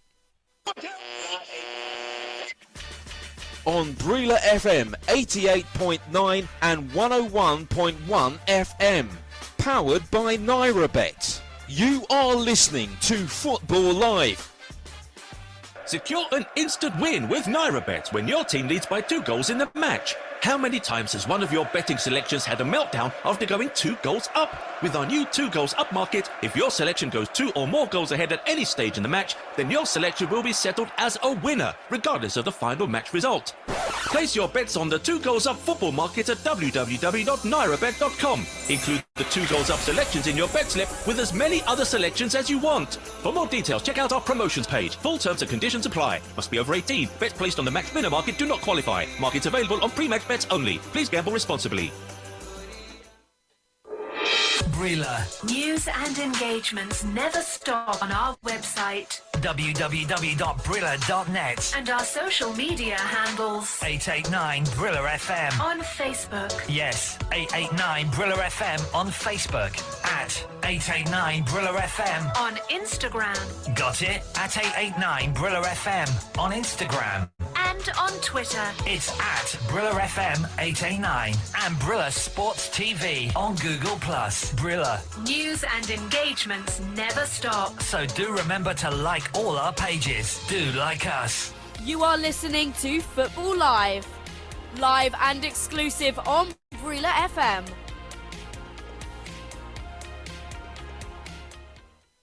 Coming up next Saturday on Football Live with Dean Kilford. Manchester City taking on Nottingham Forest. Everton go to Brentford. Live and exclusive on Brila FM. Sports Radio 88.9 Brila FM. You are listening to Football Live. Live and exclusive on Brila FM. The Premier League, the Bundesliga, Serie A, La Liga. 4 hours of football every Saturday and Sunday on Brila FM with Football Live. You are listening to Football Live on Brila FM 88.9 and 101.1 FM. You are listening to Football Live. Let's get back to the action on Football Live. You are listening to Football Live. Powered by NairaBet. With Barry Swain. We're into the last 15 minutes of the show. We do finally have a goal in the Premier League. It's gone to the Arsenal. 1-0 to the Arsenal. It's been a chant that's been sung since the 90s, and it will probably be ringing around the bars of North London this evening if they can hold out. They're currently looking for a second goal, and they've got a free kick down by the corner flag, and it looks as if they're going to try and kill time. We've got 4 minutes of stoppage time in the game at Goodison Park. 4 minutes of stoppage time, and nearly halfway through it. Let's check in for all the latest with Jack Hesson. Yeah, it really is becoming the last chance saloon for Everton to try and get anything out of this game. They did make a couple of substitutions a few minutes ago. Nathan Patterson on for Ashley Young, so a younger, fresher pair of legs perhaps, and Dwight McNeil, who has had a quiet game this afternoon, comes off for Yusuf Chernetti. And they also had a half chance there, the ball loose in the middle of the park. Tarkowski advancing forward, taking it into his own initiative, finds the pass to Calvert-Lewin, advancing into the box. It looked like there was going to be a good opportunity in on goal. Calvert-Lewin doesn't really know what to do with it. It looks like he tries to get a shot, but it looks like he also tried to get it across the face of goal towards Chernetti, who was on the other side, but it goes away. And yeah, there's really not that much longer to go. Just about 90 seconds left of this game. Only 4 minutes of added time, which Sean Dyche was not happy about. It's still Everton 0, Arsenal 1. Thank you very much for that, Jack Hesson. Arsenal leading at Everton, and we're into the last minute of stoppage time. We'll be back for a full-time report, and I will confirm as soon as the full-time whistle blows in that game. Let's go across to the Bundesliga, shall we? Ash Sandiford has seen an absolute thriller this afternoon. Darmstadt were 3-0 up. It's 3-3 now. 10 men of Darmstadt holding on, Ash, and we're into stoppage time. Yeah, as it stands currently, Darmstadt 3, Borussia Mönchengladbach, I should say, 3. And they are really hanging on, Darmstadt, to be honest with you. There's the reason, to be honest with you, why both these teams have conceded 10 goals apiece so far in their opening 3 Bundesliga matches, and including today, it's 13 goals. So they're really going to need to tighten up at the back if they've got any chance of really surviving in the Bundesliga. But at the moment, I think Darmstadt just want the final whistle to go. They're down to 10 men. They're looking extremely tired. And it's been a great start, obviously, great start to the season back in the Bundesliga, but they're going to want full time as soon as possible. It's 3-0 as it stands. There's about 2 or 3 minutes left, and the game's just kind of filtering out at the moment. Thank you very much for that. I can tell you the final whistle has gone at Goodison Park. It's finished Everton 0, Arsenal 1, and we will join up in just a few moments' time with our reporter Jack Hessen for a full-time report. But quickly into Italy, Ademola Lookman has got his goal. It's 2-2 in the game between Fiorentina and Atalanta. But Richard Bond, Ademola Lookman's afternoon is now over. Yeah, it was a bit of a strange one to me, really. He's been taken off along with Charles de Ketelaere, who's also got off. But I think that might be something to do with Fiorentina getting too much room. You know, the ball's bouncing back as they're putting the ball forward in Atalanta, and they're getting way too much room, Fiorentina. So they put on the big man Scamacca up front. Now Atalanta, he's there to try and hold the ball up. But Fiorentina now look the more likely to be getting this winning goal at the moment. Well, let's say winning goal. The next goal in the game is still 25 minutes to play. They did have a really good chance. It was Nicolas Gonzalez, who was put through by Rafael Toloi, who's pushing up from the three-man back line. He's played the ball through neatly. On goes Gonzalez, through on goal. Defender just about puts him off, but he's just tried to dink it over the keeper, and it's gone into the side netting. Big sitter for Fiorentina miss there, I feel. But at the moment, though, it's Fiorentina 2, Atalanta 2, with about 20 minutes to go. Thank you very much for that, Richard Bond. What a game we've had in the game in the Bundesliga. Still 3-3 there. Odds are currently suspended in that particular game. Fiorentina, 3.3 for the victory, 2.05. It's just dropped with Naira-Bet, subject to change for the draw. 4.2 for Atalanta to get that third goal and take all 3 points away from home at Fiorentina this afternoon. Let's go back to Goodison Park. It's a 1-0 victory for Arsenal this afternoon, and their players are celebrating with the travelling Arsenal fans. The big 3 points away from home. And here to tell us all about a deserved victory is Jack Hessen. Yeah, despite Everton's woes this season, this is a really big victory for the Arsenal, and they dominated possession in the game. Everton defending well almost the entirety of the game, but were undone by a nice bit of play from Arteta's men. They did have the ball in the back of the net on 19 minutes. Gabriel Martinelli ruled out for offside. They only registered the first shot on target in the 40th minute of the game, and then going into the second half, chances started to come, but then Everton defended well, and then on 70 minutes, a short corner, ball fell to Saka, taking it to the byline, passes it into Trossard. Trossard with a great first time finish to put the ball in the back of the net and give Arsenal all 3 points. Everton will be disappointed with that. It's the worst start in the Premier League to the season in the Premier League era for them. Just 1 point from 5 games. They come up against Brentford next. A huge week for Arsenal coming up, of course, playing PSV midweek and Tottenham next week. They may be without Gabriel Martinelli, of course, with an injury, but a big win for Arsenal. The first in 10 Premier League visits to Merseyside since October 2017, and the first win against Everton in 6 games as well. So yeah, make no mistake, Everton obviously struggling at the moment, but a big win for Arteta's men. Full time at Goodison Park, it's Everton 0, Arsenal 1. Jack, while you're there, just quickly, sometimes it's a case when you want to try and keep up with a team like Manchester City, you just got to roll your sleeves up and grind out the result, and that was a dogged, old-fashioned performance from Arsenal. Decent performance, they definitely deserved it, but they were tight at the back, conceded very little against an Everton side that lacking firepower, took their chance, deserved the victory. And sometimes you've got to do that. It's not about the performance, it's about the result, isn't it? Yeah, it's not about the performance, it is about the result, as you said, but the performance, again, as you mentioned, was really good. And another day, they might have won that game by a bit more, but again, credit to Everton's defending. They did defend really well in that game. It was clear from the offset that the plan was to try and sit back, perhaps get them on the break. And when it is working and you are defending well and you're keeping it at nothing each, that's great. But when you do go a goal down, Everton just did not show any kind of attacking prowess going forward. it felt like for the later stages of the game that you just kind of knew Arsenal were going to see it out. Many of the Everton fans had already left before the final whistle, despite being 1-0 down, the potential of a last-minute equaliser. They knew it wasn't going to happen. I think everybody kind of knew that it wasn't going to happen. But a really solid performance from Arsenal. And for Everton, they can maybe turn around and say, all right, yeah, well, we've done all right for most of the game. We defended well, but it's another game without 3 points for them. Excellent. Thank you very much this afternoon, Jack Hesson. Great reporting as always. Arsenal up to 4th in the Premier League table. They're behind Liverpool and Tottenham on goal difference, but it was all about the 3 points today, and the 3 points have been picked up by Arsenal for the first time since 2017 at Everton. You are listening to Football Live. Let's cross back into the game in the Bundesliga, shall we? Ash Sandefjord has seen an absolute thriller this afternoon. Darmstadt newly promoted against Borussia Mönchengladbach, who always promises goals, and he wasn't let down. Ash Sandefjord this afternoon, 3-3.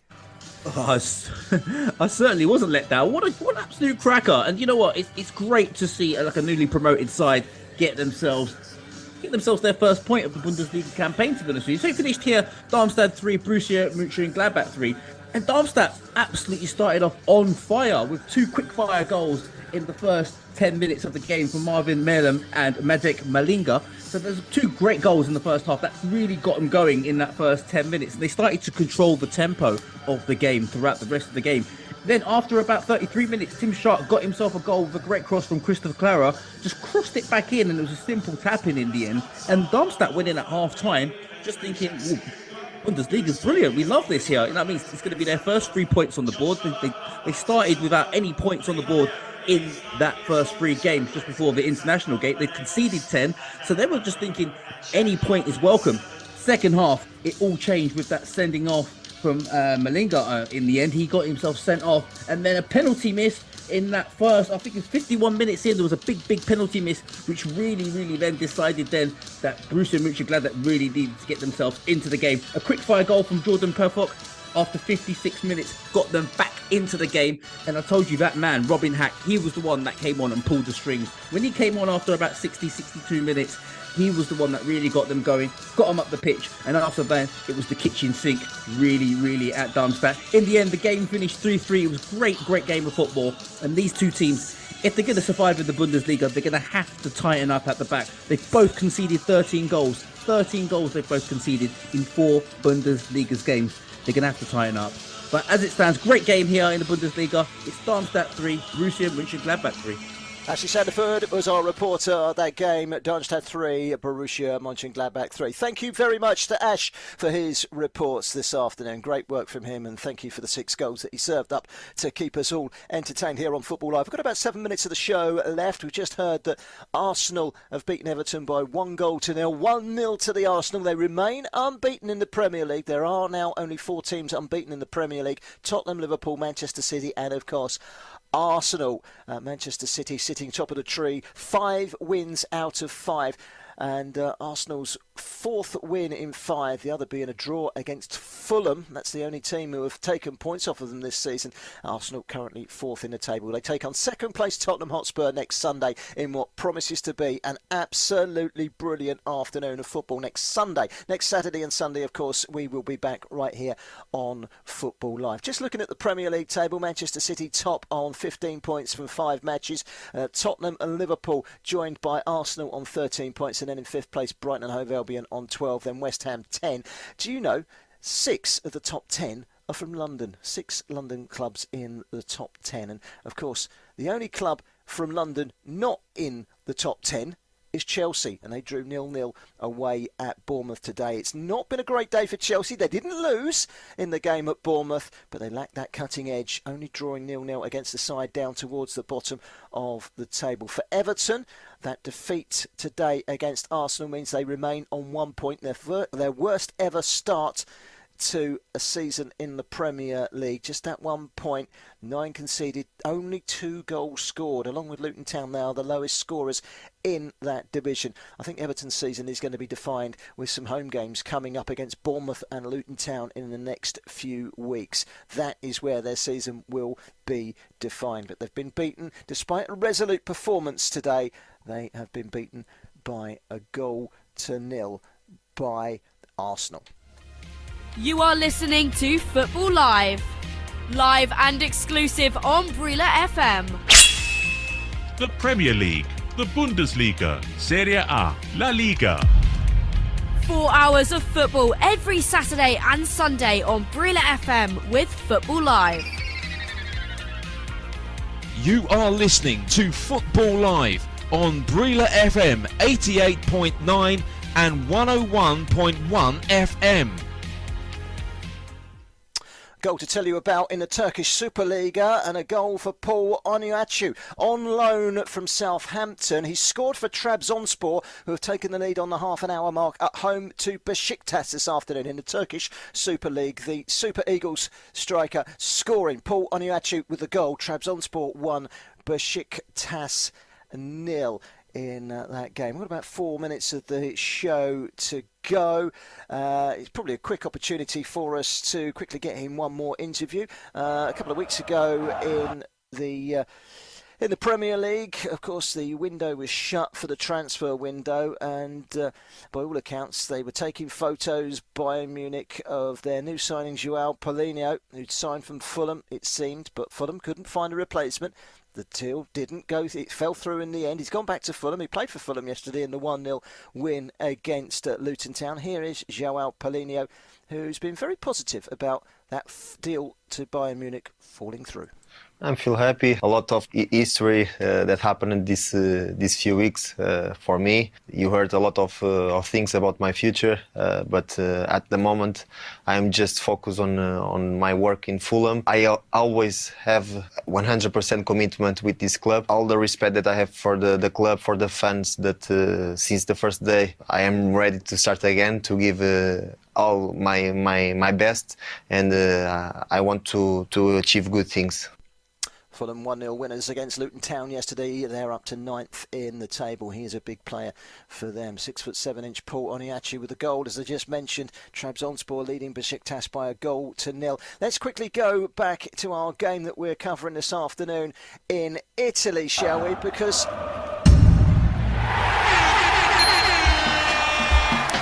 The goals, powered by NairaBet. there's been another goal in that game. We'll try and get across to Richard Bond between now and the end of the show, which is 2.5 minutes. But I can tell you that Fiorentina have scored with 14 minutes to go in that game. Let's go across to Richard Bond. He can actually tell us about that goal, and it's Fiorentina that have taken the lead. Well, it's a bit of a calamity at the back for Atalanta. Fiorentina have got that third goal. I said the next goal will probably be the winner.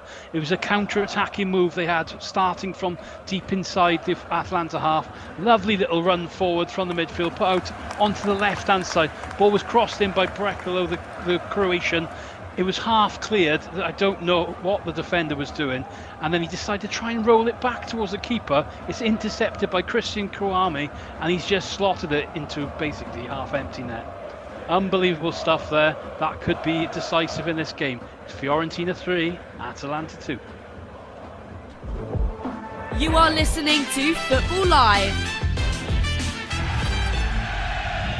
So there you have it. It's been another very busy, very productive afternoon in the Premier League and the major leagues around Europe. We've certainly served you up some goals in the Bundesliga. Darmstadt 3, Borussia Mönchengladbach 3. Frosinone coming back from 2-0 down to win 4-2 against Sassuolo. Two magnificent games there. Fiorentina 3, Atalanta 2, still going in that one.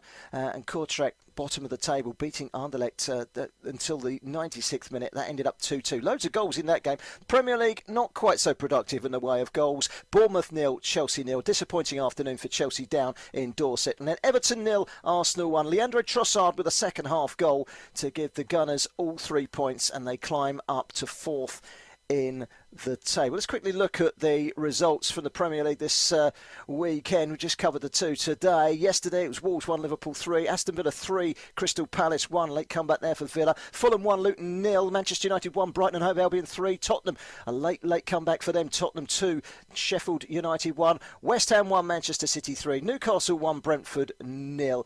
And tomorrow it's Nottingham Forest against Burnley. Thank you very much to Pat Nowat, who's been our producer this afternoon. Thanks to all the reporters. They've all been brilliant this afternoon. Have a good evening.